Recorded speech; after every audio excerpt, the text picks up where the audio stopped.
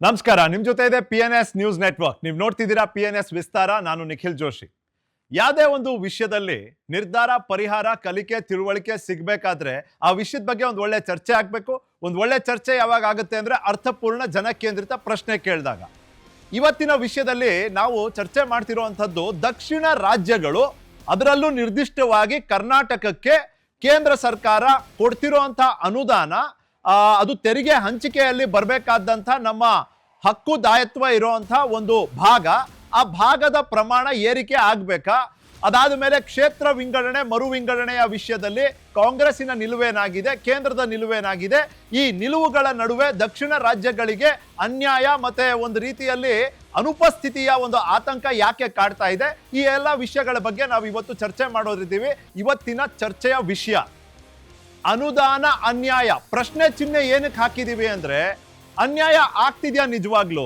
14ನೇ ಹಣಕಾಸು ಆಯೋಗ ರಾಜ್ಯಗಳಿಗೆ ಕೊಡ್ತಿದ್ದಂಥ ಒಂದು ಮೊತ್ತ ಏನಿತ್ತು, 15ನೇ ಹಣಕಾಸು ಆಯೋಗ ಅದನ್ನ ಏರಿಕೆ ಮಾಡ್ತು. ಈಗ ನಡೀತಿರುವಂಥದ್ದು ಈ ವರ್ಷದಿಂದ 16ನೇ ಹಣಕಾಸಿನ ಆಯೋಗ.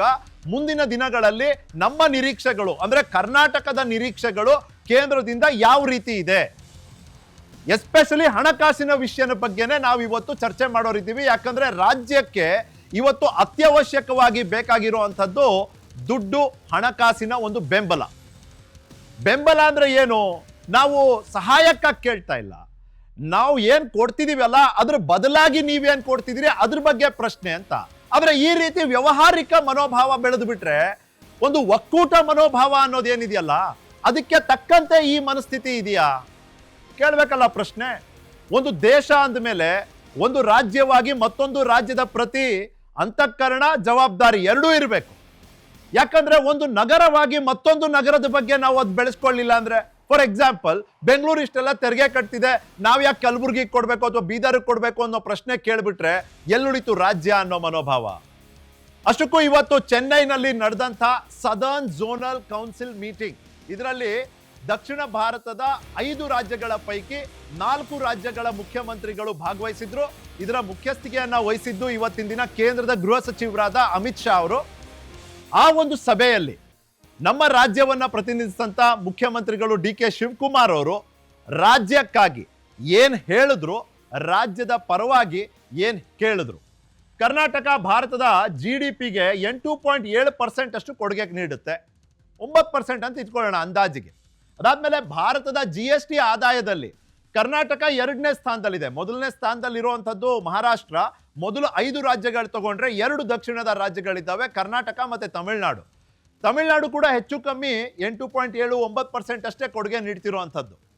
ಇನ್ನ 100 ರೂಪಾಯಿ ತೆರಿಗೆಯಲ್ಲಿ ಕರ್ನಾಟಕಕ್ಕೆ ಮರಳಿ ಬರ್ತಾ ಇರುವಂಥದ್ದು ಕೇವಲ 15 ರೂಪಾಯಿ ಮಾತ್ರ ಅನ್ನೋದು ಮುಖ್ಯಮಂತ್ರಿಗಳು ಇವತ್ತು ಅಲ್ಲಿ ಮಾತನಾಡುವಂಥ ಸಂದರ್ಭದಲ್ಲಿ ಹೇಳಿದ್ದಾರೆ. ಅಂದ್ರೆ ಇದನ್ನ ನಾವು 10 ರೀತಿಯಲ್ಲಿ ನೋಡ್ಬೋದು. 1 ರೂಪಾಯಿಗೆ 15 ಪೈಸಾ, 100 ರೂಪಾಯಿಗೆ 15 ರೂಪಾಯಿ, ಈ ರೀತಿಯ ಒಂದು ಲೆಕ್ಕಾಚಾರ ಇದೆ. ಆದ್ರೆ ಕೆಲವು ಆರ್ಥಿಕ ತಜ್ಞರು ಹೇಳ್ತಾರೆ ಇದು ಎಕ್ಸಾಕ್ಟ್ ಆಗಿರೋದಿಲ್ಲ, ಇದು ಕೇವಲ ಒಂದು ಅಂದಾಜು ಕೊಡುವಂಥದ್ದು. ಯಾಕೆ ಹೇಳ್ತೀನಿ ಅಂದ್ರೆ, ಒಂದು ಅಂಕಿಅಂಶಗಳ ಮೂಲಕ ಈ ಚರ್ಚೆಯ ಅವಧಿಯಲ್ಲಿ ನಿಮ್ಮ ಮುಂದೆ ಅದನ್ನ ವಿವರಿಸುವಂತ ಪ್ರಯತ್ನವನ್ನ ನಾನು ಮಾಡ್ತೀನಿ. ಇದು 15ರಿಂದ 35 ರೂಪಾಯಿ ತನಕನೂ ಎಕ್ಸ್ಟೆಂಡ್ ಆಗ್ಬೋದು. ನಾವು ಪ್ರತಿ ತಿಂಗಳು ಕರ್ನಾಟಕದಲ್ಲಿ ಕಲೆಕ್ಟ್ ಆಗುವಂಥದ್ದು ಸರಿಸುಮಾರು 1,50,000 ಅಂದಾಜು 1,50,000 crore GST ನಲ್ಲಿ ಕಲೆಕ್ಟ್ ಆಗುವಂಥದ್ದು. ಇಡೀ ದೇಶದಲ್ಲಿ ನಿಮ್ಮೆಲ್ರಿಗೂ ಗೊತ್ತಿರೋ ಹಾಗೆ ಬಹಳ ಹೆಮ್ಮೆಯ ವಿಷಯ, ಸಾಫ್ಟ್ವೇರ್ ರಫ್ತು ಅಂದ್ರೆ ಸಾಫ್ಟ್ವೇರ್ ಎಕ್ಸ್ಪೋರ್ಟ್ ಅಲ್ಲಿ ಕರ್ನಾಟಕ ನಂಬರ್ 1 ಸ್ಥಾನದಲ್ಲಿದೆ. ಹಾಗಾಗಿ ನಮ್ಮ ಮೇಜರ್ ಆದಾಯದ ಮಾರ್ಗ ಅದು ಕೂಡ ಆಗಿರುತ್ತೆ. ಹಾಗಾಗಿ ಕಾರ್ಪೊರೇಟ್ ಟ್ಯಾಕ್ಸ್ ಅಂತ ನಾವು ಏನ್ ಕರಿತೀವಿ ಅದರ ಒಂದು ಭಾಗವಾಗಿ ನಮ್ಮ ಕಲೆಕ್ಷನ್ ದೊಡ್ಡ ಮೊತ್ತದಾಗಿರ್ತದೆ. 1,50,000ಕ್ಕೂ ಹೆಚ್ಚು ಕೋಟಿ ರೂಪಾಯಿಗಳು ಪ್ರತಿ ತಿಂಗಳು ನಾವು GSTಯ ರೂಪದಲ್ಲಿ ಕೇಂದ್ರಕ್ಕೆ ಕೊಡ್ತೀವಿ. ಹೀಗಿದ್ದಾಗ ನಮಗೆ ಎಷ್ಟು ಸಿಗ್ತಾ ಇದೆ? ಇನ್ನ ಮೂಲ ಸೌಕರ್ಯಕ್ಕಾಗಿ 1,15,000 ಕೋಟಿಗಳನ್ನ ರಾಜ್ಯ ಸರ್ಕಾರದ ಪರವಾಗಿ ಬೇಡಿಕೆಯಾಗಿಟ್ಟಿದ್ದಾರೆ ಮುಖ್ಯಮಂತ್ರಿಗಳು. ಇದು ನಗರಾಭಿವೃದ್ಧಿಗೆ ವಿಶೇಷವಾಗಿ ನೀವು ಬೆಂಬಲವಾಗಿ ಕೊಡಬೇಕು ಅನ್ನೋ ಒಂದು ಬೇಡಿಕೆಯನ್ನ ಇವತ್ತು ಅಮಿತ್ ಶಾ ಅವ್ರ ಮುಂದೆ ರಾಜ್ಯದ ಮುಖ್ಯಮಂತ್ರಿಗಳು DK ಶಿವಕುಮಾರ್ ಅವರು ಇಟ್ಟಿರುವಂಥದ್ದು. ರಾಜ್ಯದಲ್ಲಿದೆ ಒಟ್ಟು 1,100 global capability and capacity centres of excellence, ತೆರಿಗೆ ಪಾವತಿ ಮಾಡ್ತಿರೋದ್ರಲ್ಲಿ ನಮ್ಮ ಪಾಲಿರೋದು ಇವತ್ತು 4.1%. ಆದ್ರೆ ಇದನ್ನ 4.7%ಗೆ ಮತ್ತೊಮ್ಮೆ ಮರುಸ್ಥಾಪಿಸಿ ಅಂತ ಹೇಳ್ತಿದ್ದಾರೆ. ನಾನು ಅವಾಗಲೇ ಹೇಳಿದೆ ನಿಮ್ಗೆ, 14ನೇ ಹಣಕಾಸು ಆಯೋಗದ ನಿರ್ಧಾರ ಅವತ್ತಿನ ದಿನ 4.71%ಗೆ ಇದ್ದಿದ್ದು. 15ನೇ ಹಣಕಾಸಿನ ಆಯೋಗ ಬಂದಾಗ ಅದನ್ನ ಹೆಚ್ಚು ಕಮ್ಮಿ 1.1% ಕಡಿಮೆ ಮಾಡಲಾಯಿತು, ಅಂದ್ರೆ 3.64%ಗೆ ಇಳಿಸಲಾಯಿತು. ಆದ್ರೆ ಈಗ 16ನೇ ಹಣಕಾಸಿನ ಆಯೋಗದಲ್ಲಿ ಅದು ಮತ್ತೊಮ್ಮೆ ಏರಿಕೆ ಆಗಿದೆ, ಒಂದು 0.5% ಏರಿಕೆ ಆಗಿದೆ, ಅಂದಾಜಲ್ಲಿ 0.5%. ಅದು ಬಂದು ನಿಂತಿರುವಂಥದ್ದು 4.13%ಗೆ. ಅಷ್ಟೇ ನಾಲಿದ್ದು ಮಾಹಿತಿ ಆಯ್ತು. ಈಗ ಈ ಒಂದು ಚರ್ಚೆ ಯಾವೆಲ್ಲ ರೀತಿ, ಓಕೆ ಇದೊಂದು ನೋಡ್ಬೇಡ. 15ನೇ ಹಣಕಾಸಿನ ಆಯೋಗ ಅದ್ರ ಪ್ರಕಾರ 5,495 ಕೋಟಿ ವಿಶೇಷ ಅನುದಾನವನ್ನ ಕೊಡಿ, ಇದು 15ನೇ ಹಣಕಾಸಿನ ಆಯೋಗ ಸಲಹೆ ಶಿಫಾರಸಾಗಿ ನೀಡಿತ್ತು. ಆದರೆ ಕೇಂದ್ರ ಸರ್ಕಾರ ಕರ್ನಾಟಕಕ್ಕೆ ಇಲ್ಲಿಯವರೆಗೂ ಅದನ್ನ ಕೊಡ್ಲಿಲ್ಲ. ಇದು ವಿಶೇಷ ಒಂದು ಅನುದಾನವಾಗಿ ಕೊಡಬೇಕಾದ್ರೆ ಮತ್ತೊಂದು 6,000 ಕೋಟಿ ನಿರ್ದಿಷ್ಟ ರಾಜ್ಯಕ್ಕೆ, ನಿರ್ದಿಷ್ಟವಾಗಿ ಕರ್ನಾಟಕ ಸ್ಪೆಸಿಫಿಕ್ ಸ್ಟೇಟ್ ಗ್ರಾಂಟ್ ಅಂತಾರೆ, ನಿರ್ದಿಷ್ಟ ರಾಜ್ಯಕ್ಕೆ ಸಿಗಬೇಕಾದಂತ ಅನುದಾನ. ಇದು ಕೂಡ 15ನೇ ಹಣಕಾಸಿನ ಆಯೋಗ ಅದನ್ನ ಬಹಳ ಸ್ಪಷ್ಟವಾಗಿ ಹೇಳಿತ್ತು. ಹಾಗಾಗಿ ಅದು ಬರಲಿಲ್ಲ ಅನ್ನೋದು ಮಾತನ್ನ ಕೂಡ ಇವತ್ತು ಅಮಿತ್ ಶಾ ಅವರು ಇದ್ದಂಥ ಒಂದು ವೇದಿಕೆ ಮೇಲೆ ಮಾನ್ಯ ಮುಖ್ಯಮಂತ್ರಿಗಳು ಕರ್ನಾಟಕ ರಾಜ್ಯದ ಪರವಾಗಿ ಈ ಬೇಡಿಕೆಯನ್ನ ಇಟ್ಟಿದ್ದಾರೆ. ಇದೆಲ್ಲ ನೋಡ್ತಾ ಹೋದ್ರೆ ಅನುದಾನ ಅನ್ಯಾಯ ಯಾಕೆ ಆಗ್ತಿದೆ ಅನ್ನೋ ಒಂದು ಭಾವನೆ, ಆ ಭಾವನೆಗೆ ಕಾರಣ ಏನು ಅನ್ನೋದನ್ನ ಅಂಕಿ ಅಂಶ ಮೂಲಕ ನಾವು ತಿಳ್ಕೊಬೇಕಾದ್ರೆ ಇಲ್ಲಿ ನಿಮ್ಮ ಸ್ಕ್ರೀನ್ ಮೇಲೆ ನೀವು ನೋಡ್ತಿದ್ದೀರಿ, ತಮಿಳುನಾಡಿಗೆ 4.079% ಬರ್ತದೆ. ಅಂದ್ರೆ ನಾ ಆಗ್ಲೇ ಹೇಳ್ದಂಗೆ ಆಗಸ್ಟ್ ತಿಂಗಳಲ್ಲಿ, ಕರ್ನಾಟಕದ ಉದಾಹರಣೆ ತಗೊಂಡು ಹೇಳ್ತೀನಿ, ಆಗಸ್ಟ್ ತಿಂಗಳಲ್ಲಿ ನಾವು ಅಗೇನ್ ನಮ್ಮ ಕರ್ನಾಟಕ ರಾಜ್ಯ 2ನೇ ಸ್ಥಾನದಲ್ಲಿದೆ. ಅತಿ ಹೆಚ್ಚು GST ಅನ್ನ ನಾವು ತೆರಿಗೆಯನ್ನ ಸಂಗ್ರಹಿಸ್ತೀವಿ, ಅದು ಮೋರ್ ಇಂಪಾರ್ಟೆಂಟ್. ಅದಾದ್ಮೇಲೆ ನಾವು ಅದನ್ನ ಕೊಡ್ಲೇಬೇಕು, ಕೇಂದ್ರಕ್ಕೆ ನಾವು ಕೊಡ್ತೀವಿ, ಅದು ಬೇರೆ ಪ್ರಶ್ನೆ. 1.5 lakh ಕೊಡ್ತಿರೋಂಥ ರಾಜ್ಯಕ್ಕೆ ನೀವು ಕೊಟ್ಟಿರೋದು ಈ ಬಾರಿ ಅರೌಂಡ್ 5,000 or 4,000 crores ಕೊಟ್ಟಿದ್ದೀರಿ. ಅಲ್ಲಿಗೆ ಹೆಚ್ಚು ಕಮ್ಮಿ 4% ಲೆಕ್ಕ ಬಂತು, 4.1%. ಆದ್ರೆ ಇಲ್ಲಿ ನೋಡಿ ತಮಿಳುನಾಡಿಗೆ 4.079% ಬರ್ತದೆ, ಆಂಧ್ರ ಪ್ರದೇಶಕ್ಕೆ ಇಷ್ಟು, ಕರ್ನಾಟಕಕ್ಕೆ, ತೆಲಂಗಾಣಗೆ, ಕೇರಳಗೆ ಈ ರೀತಿ ಆಗ್ತದೆ. ಇದು ದಕ್ಷಿಣ ರಾಜ್ಯಗಳ ಕತೆ. ಆದ್ರೆ ಅದನ್ನೇ ನೀವು ಉತ್ತರ ರಾಜ್ಯಗಳ ಬಗ್ಗೆ ಪ್ರಶ್ನೆ ಎತ್ತಿದಾಗ ನಾನು ಆಗ್ಲೇ ನಿಮಗೆ ಹೇಳ್ದಂಗೆ, ನಾವು 100 ರೂಪಾಯಿ ತೆರಿಗೆ ಪಾವತಿಸಿದ್ರೆ ನಮಗೆ ವಾಪಸ್ ಬರೋದು 15ರಿಂದ 30 ರೂಪಾಯಿ ಅಂತ ಅನ್ಕೋಬಹುದು. ಬೇರೆ ಬೇರೆ ಮಾರ್ಗಗಳಲ್ಲಿ ಬೇರೆ ಬೇರೆ ಯೋಜನೆ, ಬೇರೆ ಬೇರೆ ಹೆಸರಿನಲ್ಲಿ ನಮಗೆ ಆ ಅನುದಾನ ತಲುಪ್ತದೆ ರಾಜ್ಯಕ್ಕೆ 15ರಿಂದ 30 ರೂಪಾಯಿ. ಆದ್ರೆ ಇಲ್ಲಿ ಉತ್ತರ ಪ್ರದೇಶ ನೋಡಿ, ಅವರಿಗೆ ಸಿಕ್ತಿರುವಂತದ್ದು 17.93%, ಬಿಹಾರಕ್ಕೆ 10.05%, ಮಧ್ಯಪ್ರದೇಶಕ್ಕೆ 7.8%, ರಾಜಸ್ಥಾನಕ್ಕೆ 6.02%. ಅಂದ್ರೆ ಹೇಳೋದಕ್ಕೆ ಅರ್ಥ ಏನು ಅಂದ್ರೆ, ಉತ್ತರ ಪ್ರದೇಶ 1 ರೂಪಾಯಿ ತೆರಿಗೆ ಪಾವತಿಸಿದ್ರೆ ಅದಕ್ಕೆ 2 ರೂಪಾಯಿ ವಾಪಸ್ ಬರ್ತದೆ, ಬಿಹಾರ 1 ರೂಪಾಯಿ ತೆರಿಗೆ ಪಾವತಿಸಿದ್ರೆ ಅದಕ್ಕೆ 3 ರೂಪಾಯಿ ವಾಪಸ್ ಬರ್ತದೆ. ಈ ರೀತಿಯ ಒಂದು ತಾರತಮ್ಯ ಯಾಕೆ ಅನ್ನೋ ಸಹಜವಾದ ಪ್ರಶ್ನೆ.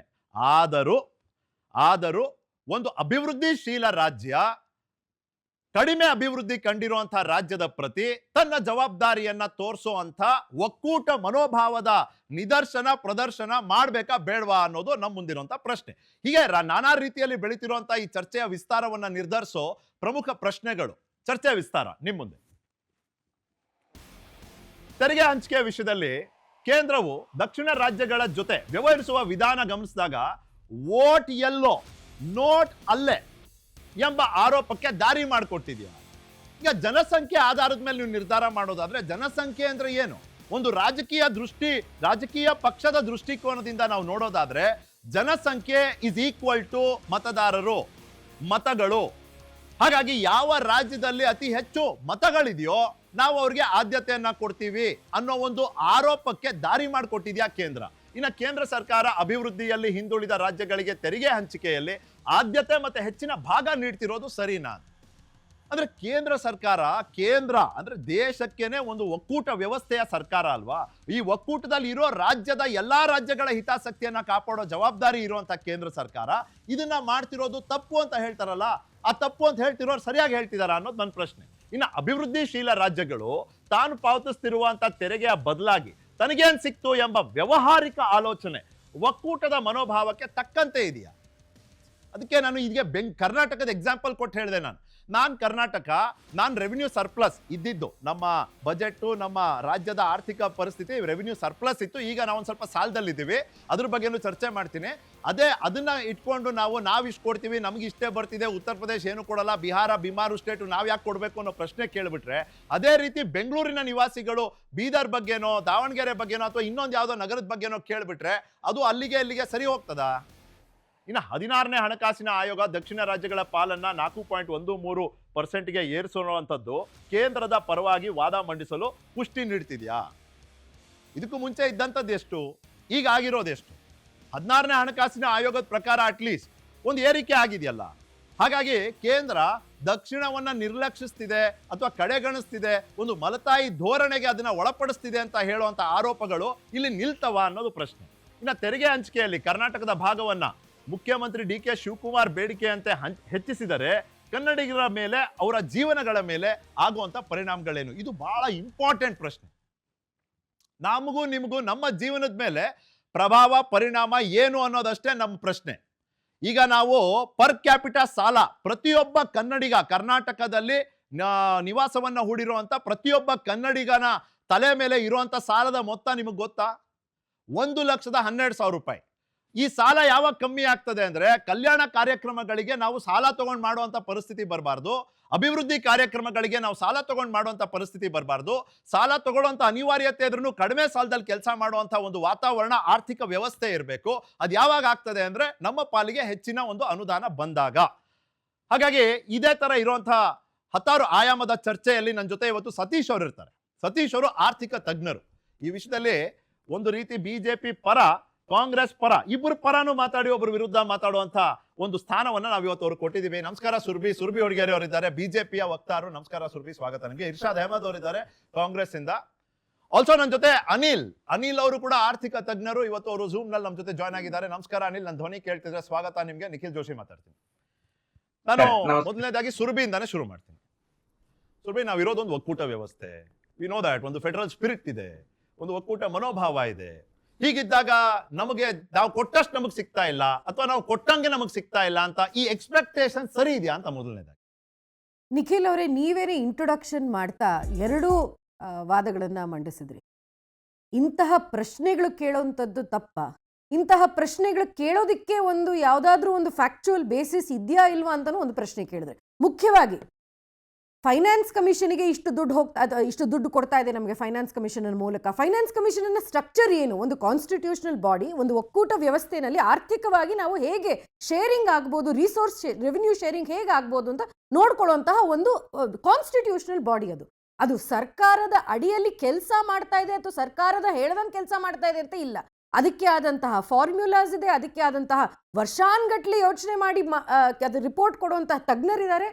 ಸರ್ಕಾರಕ್ಕೆ ಆ ರಿಪೋರ್ಟ್ ಅನ್ನ ಅವರು ಸಬ್ಮಿಟ್ ಮಾಡ್ತಾರೆ. ಸರ್ಕಾರ ಅಕ್ಸೆಪ್ಟ್ ಮಾಡಬಾರ್ದು, ಮಾಡೋದಕ್ಕೆ ಒಂದು ಅವಕಾಶ ಇದೆ. ಬಟ್ ಯಾವತ್ತೂ ಸರ್ಕಾರ ಅದನ್ನ ರಿಜೆಕ್ಟ್ ಮಾಡಿರುವಂತಹ ಸ್ಥಿತಿ. ಯಾವ ಮಾನದಂಡಗಳ ಬಗ್ಗೆ ನೀವು ಮಾತಾಡ್ತಿದ್ದೀರಿ? ಅದರ ಜನಸಂಖ್ಯೆ ಅಂತ ಒಂದು ಬಂದ್ಬಿಡುತ್ತೆ, ಪಾಪ್ಯುಲೇಷನ್. ಇಲ್ಲಿರೋ ಸಮಸ್ಯೆ ನೋಡಿ ಅಂತ ನಾನು ಹೇಳ. ಅದ್ರ ಬಗ್ಗೆ ಒಳ್ಳೆ ಪ್ರಶ್ನೆ ಕೇಳಿದ್ದೀರಾ. ಪಾಪ್ಯುಲೇಷನ್ ಆಸ್ ಅ ಮೆಟ್ರಿಕ್ ಯಾಕೆ ಇಟ್ಕೊಳ್ತಾರೆ? ಫೈನಲ್ ಆಗಿ ನಾವು per capita income, per capita development ಮಾಡಬೇಕಾಗಿರೋದು ಒಂದು ಇಕನಾಮಿಕ್ ಮೆಷರ್ ತಾನೆ, ಆರ್ಥಿಕವಾಗಿ ಒಂದು ಮೆಷರ್. ನೀವು ಹೆಂಗ್ ಮೆಷರ್ ಮಾಡ್ತೀರೋ ಒಂದು ಪಾಪ್ಯುಲೇಷನ್ ಅದ್ರದ್ದು ಡೆವಲಪ್ಮೆಂಟ್ ಆಗಿದೆಯೋ ಇಲ್ವೋ ಅಂತ? 1% ಇನ್ಕಮ್ ಎಷ್ಟು as per the countries GDP, 1% income ಎಷ್ಟು ಅಂತ ನಾವು ಮೆಷರ್ ಮಾಡೋದಕ್ಕೆ ಸಾಧ್ಯ ಇರಬೇಕು. ಮತ್ತೆ ಡಿಸ್ಟ್ರಿಕ್ಟ್ ಲೆವೆಲ್ ನಲ್ಲಿ ಡೇಟಾ ನಮ್ಗೆ ಇವತ್ತು ಇರುವಂತದ್ದು, district level per capita income data ನಮ್ಗೆ ಇರುವಂತದ್ದು. ಇಂತಹ ಒಂದು ಸಂದರ್ಭದಲ್ಲಿ ಯಾಕೆ ಜಾಸ್ತಿ ಪಾಪ್ಯುಲೇಷನ್ ಇರುವಂತಹ ರಾಜ್ಯಗಳಿಗೆ ಜಾಸ್ತಿ ಬರುತ್ತೆ ಅಂದ್ರೆ, ಡೆವಲಪ್ಮೆಂಟ್ ಇರುವಂತದ್ದು ಎಲ್ಲಾರ್ಗು ಸೇರ್ಬೇಕು ಅಂದ್ರೆ ಪಾಪ್ಯುಲೇಷನ್ ಒಂದು ಮೆಟ್ರಿಕ್ ಆಗಬೇಕಾಗಿದೆ. ಆದ್ರೆ ಇದೇ 16ನೇ ಹಣಕಾಸು ಆಯೋಗದ ಒಂದು ಈಕ್ವೇಷನ್ನಲ್ಲಿ GDPಗೆ 10% ಕೊಟ್ಟಿರುವಂತದ್ದು ಇದೇ 16th ಫೈನಾನ್ಸ್ ಕಮಿಷನ್ ಅಲ್ಲಿ. ಇನ್ನೊಂದು ಮುಖ್ಯವಾದಂತಹ ವಿಷಯ, ಇದು ನನ್ನ ಸರ್ಕಾರ ಮಾಡಲಿಲ್ಲ ಅಂತ ಹೇಳೋದಕ್ಕಿಂತ ಜಾಸ್ತಿ, ಯಾವ 13ನೇ ಹಣಕಾಸು ಆಯೋಗದ ಸಮಯದಲ್ಲಿ ಇದು ಸರ್ಕಾರದ ಆಕ್ಚುಲಿ ಅಡಿಯಲ್ಲಿ ಬರುತ್ತೆ. ಆ 100% ಶೇರ್ ಇದೆಯಲ್ಲ, ರೆವೆನ್ಯೂ ಎಲ್ಲ ಬರುತ್ತೆ. ಆ 100% ಶೇರಲ್ಲಿ ಎಷ್ಟು ರಾಜ್ಯಗಳಿಗೆ ಹೋಗುತ್ತೆ, ಎಷ್ಟು ಕೇಂದ್ರಕ್ಕೆ ಹೋಗುತ್ತೆ ಅಂತ ಶೇರ್ ಇದೆಯಲ್ಲ, ಅದು ಕೇವಲ 29% ಇದ್ದಿದ್ದು UPA ಸರ್ಕಾರದ ಅಡಿಯಲ್ಲಿ. ಅದನ್ನ ಜಾಸ್ತಿ ಮಾಡಿದ್ದು 32% ಇಂದ 42% ಜಾಸ್ತಿ ಮಾಡಿದ್ದು ಇದೇ ಪ್ರಧಾನಮಂತ್ರಿ ನರೇಂದ್ರ ಮೋದಿ ಅವರ ಆದ್ರೆ ಸರ್ಕಾರ. ಪ್ರಶ್ನೆ ಇರೋದು ಏನ್ ನೀವು ಗೊತ್ತಾ? ಹಂಗೆ ಅಲ್ಲ, ಅಲ್ಲ, ಒಂದ್ ಪ್ರಶ್ನೆ ನಿಮಿಷ. ಕೇಳ್ಬೋದು. You are right. 100 ರೂಪಾಯಿ ಸರ್ಕಾರಕ್ಕೆ ಹೋದಾಗ 100 ರೂಪಾಯಿದಲ್ಲಿ ಕೇವಲ 29 ಹೋಗ್ತಾ ಇತ್ತಲ್ಲ, ದುಡ್ಡು ಹೋಗ್ತಾ ಇತ್ತಲ್ಲ ರಾಜ್ಯಗಳಿಗೆ. ಇವತ್ತು 42 ಹೋಗ್ತಾ ಇದೆ, 41 ಹೋಗ್ತಾ ಇದೆ ರಾಜ್ಯಗಳಿಗೆ. ಇದು ದೊಡ್ಡ ಒಂದು ಇನ್ಕ್ರೀಸ್ ತಾನೆ. ಸಂತೋಷ, ನೀವು ಹೇಳಿದ್ ಕರೆಕ್ಟ್ ಇತ್ತು ಬಿಡಿ. ವ್ಯಕ್ತಿಗತ ಮಟ್ಟದಲ್ಲಿ ಪರ್ಸನಲ್ ಲೆವೆಲ್ ಅಲ್ಲಿ ಡೆವಲಪ್ಮೆಂಟ್ ಆಗ್ಬೇಕು, ಪರ್ಸನ್ ಟು ಪರ್ಸನ್ ಡೆವಲಪ್ಮೆಂಟ್ ಆಗ್ಬೇಕು, ಒಪ್ಪೋಣ. ಆದ್ರೆ ಇಲ್ಲಿ ಪಾಪ್ಯುಲೇಷನ್ ಏರಿಕೆ ಆಗ್ತಿರೋದು ಉತ್ತರ ರಾಜ್ಯಗಳದು. ಪಾಪ್ಯುಲೇಷನ್ ಅನ್ನ ನಿಯಂತ್ರಣ ಮಾಡಿರೋದು ದಕ್ಷಿಣ ರಾಜ್ಯಗಳು. ನೀವೇ ಹೇಳಿದ್ರಿ ಕೇಂದ್ರ ಸರ್ಕಾರದವರು ನಿಯಂತ್ರಣ ಮಾಡ್ರಪ್ಪ ಅಂತ. ನಾವು ನಿಯಂತ್ರಣ ಮಾಡಿದ್ವಿ, ನಮಗ್ ಶಿಕ್ಷೆ ಕೊಡ್ತಿದ್ದೀರಿ ನೀವು. ಅದಕ್ಕೇನೆ ನೀವ್ ಹೇಳಿದ್ರಿ. ಇನ್ನೂ ಒಂದ್ ಹೇಳ್ಬಿಡ್ತೀನಿ, ತೆರಿಗೆ ಸಂಗ್ರಹದ ಪ್ರಕ್ರಿಯೆ ಏನಿದೆ ದಕ್ಷಿಣ ರಾಜ್ಯಗಳಲ್ಲಿ ಬಹಳ ಪಕ್ವತೆಯಿಂದ ನಡೆಯುತ್ತೆ, ಬಹಳ ಸ್ಟ್ರಿಕ್ಟ್ ಆಗಿ ನಡೆಯುತ್ತೆ. ಈ ದಕ್ಷಿಣ ಉತ್ತರ ರಾಜ್ಯಗಳಿಗೆ ಹೋಲಿಕೆ ಮಾಡಿದ್ರೆ ನಮ್ಮಲ್ಲಿ ಬಹಳ ಸ್ಟ್ರಿಕ್ಟ್ ಆಗಿ ನಡೆಯುತ್ತೆ ದಕ್ಷಿಣ ರಾಜ್ಯಗಳಲ್ಲಿ. ನಾವು ಕಲೆಕ್ಟ್ ಮಾಡ್ತೀವಿ ಅನ್ಬಿಟ್ಟು ನೀವು ನಮ್ಮನ್ನೇ ಅದಕ್ಕೂ ಫೈನ್ ಹಾಕ್ಬಿಟ್ರೆ ಇದಾಗೆ ಅಂತ. ನಿಖಿಲ್ ಅವರೇ, ಇದು ಯಾವುದೇ ಒಂದು ಕೇಂದ್ರ ಸರ್ಕಾರ ಮಾಡಿರುವಂತದ್ದಲ್ಲ. ಎಲ್ಲಾ ಕೇಂದ್ರ ಸರ್ಕಾರಗಳನ್ನು ಪಾಪ್ಯುಲೇಷನ್ ಕಂಟ್ರೋಲ್ ಮೆಷರ್ಸ್ ನ ತಂದಿರುವಂತದ್ದು. ಇದು ಬಿಜೆಪಿ ಮಾಡಿದ್ರು, ಕಾಂಗ್ರೆಸ್ ಮಾಡಿದ್ರು, ಥರ್ಡ್ ಫ್ರಂಟ್ ಮಾಡಿದ್ರು. ನಾವು ಬಿಜೆಪಿ ಅಂತ ಹೇಳ್ತಿಲ್ಲ, ಕೇಂದ್ರ ಅಂತ ಹೇಳ್ತಿರೋದು. ಕೇಂದ್ರ ಸರ್ಕಾರದ ಅದು ಪಾಲಿಸಿ ಆಗಿ ಒಂದು ಬೇಕಾಗಿರುವಂತದ್ದು. ನಮ್ದು ಪಾಪ್ಯುಲೇಷನ್ ಎಕ್ಸ್ಪ್ಲೋಷನ್ ಆಗ್ತಿರುವಂತಹ ಕಾರಣಕ್ಕಾಗಿ ಆ ಒಂದು ಪಾಪ್ಯುಲೇಷನ್ ಕಂಟ್ರೋಲ್ ಮೆಷರ್ಸ್ ಬೇಕಾಗಿದೆ ಅಂತ ಒಂದು ಸರ್ಕಾರ ತಗೊಂಡಿರುವಂತಹ ನಿರ್ಧಾರ. ಆದ್ರೆ ಹಂಗಂತ ಎಲ್ಲಿ ಪಾಪ್ಯುಲೇಷನ್ ಕಂಟ್ರೋಲ್ ಎಲ್ಲಿ ಮಾಡಕ್ಕಾಗ್ತಾ ಇಲ್ಲ? ಲೋ ಇಕನಾಮಿಕ್ ಇಂಡಿಕೇಟರ್ಸ್ ಇದೆಯಲ್ಲ, ಅಲ್ಲಿ ಪಾಪ್ಯುಲೇಷನ್ ಕಂಟ್ರೋಲ್ ಆಗ್ತಾ ಇಲ್ಲ. ಅಂತಹ ಸಂದರ್ಭಗಳಲ್ಲಿ ನಾವು ಜಾಸ್ತಿ ದುಡ್ಡು ಕೊಟ್ಟು ಅವರಿಗೆ ಇನ್ನೂ ಎಜುಕೇಟ್ ಮಾಡಿ ಅವ್ರನ್ನ ಪಾವರ್ಟಿ ಟ್ರಾಪ್ ಇಂದ ಆಚೆ ಕರ್ಕೊಂಡು ಬರಬೇಕು ಹೊರತು ಅವ್ರನ್ನ ಪನಿಷ್ ಮಾಡೋದಕ್ಕೆ ಅದು ದಟ್ ಇಸ್ ನಾಟ್ ಡೆಮೊಕ್ರಾಟಿಕ್. ನನಗೆ ಬೇಕಾಗಿದ್ರು ನಿಮಗೂ ಬೇಕಾಗಿದ್ರು ಮಾಡೋದಕ್ಕಾಗಲ್ಲ. ನೀವು ಒಂದು ಒಳ್ಳೆ ಪ್ರಶ್ನೆ ಕೇಳಿದ್ರಿ. ಬೆಂಗಳೂರು 40% ಅಷ್ಟು ರಿಸೋರ್ಸಸ್ ಕೊಡುವಂತಹ ನಮ್ಮ ಬೆಂಗಳೂರು ನಗರ ಎಷ್ಟು ವಾಪಸ್ ಬರ್ತಾ ಇದೆ? ನಾನು ಇವತ್ತು ಹೇಳ್ಬೋದೇ, ಇಲ್ಲ ಕಲಬುರಗಿನಲ್ಲಿ ನನಗೆ ಯಾರು ಮಕ್ಕಳಿಲ್ಲ ಅಲ್ಲ, 4 ಜನ ಮಕ್ಕಳಾಗಿದೆ, ಅವ್ರಿಗೆ ಯಾಕೆ ದುಡ್ಡು ಕೊಡಬೇಕು ಅಂತ? ಈ ಪ್ರಶ್ನೆ ಕೇಳೋದಕ್ಕೆ ನಮ್ಗೆ ಆ ಹಕ್ಕು ಅಧಿಕಾರ ಅನ್ಫಾರ್ಚುನೇಟ್ಲಿ ಇಲ್ಲ.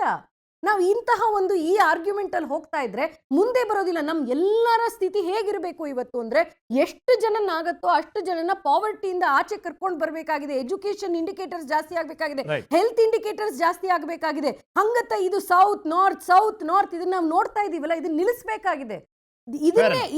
ಹೇಳಿದ್ರಿ ಓಪನಿಂಗ್ ಡಾನ್ ನಿರ್ಸಾದ್ ಅಹಮದ್ ಅವರೇ, ನೀವು ಹೇಳಿ ಏನ್ ತಪ್ಪಿದೆ? ಕೇಂದ್ರ ಆದ್ಯತೆಯಾಗಿ ಇಟ್ಕೊಂಡಿದೆ.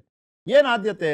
ಒಂದು ಬಿಹಾರ ಹಿಂದುಳಿದಿದೆ, ಒಂದು ಉತ್ತರ ಪ್ರದೇಶ ಸಾರ್ವತ್ರಿಕ ರೂಪದಲ್ಲಿ ಹಿಂದುಳಿದಿದೆ, ಒಂದು ಯಮುನಾ ಎಕ್ಸ್ಪ್ರೆಸ್ ವೇ ಬಂದ ತಕ್ಷಣ ಅಭಿವೃದ್ಧಿಶೀಲ ರಾಜ್ಯ ಅಂತ ನಾವು ಕರೀಲಿಕ್ಕಾಗೋದಿಲ್ಲ.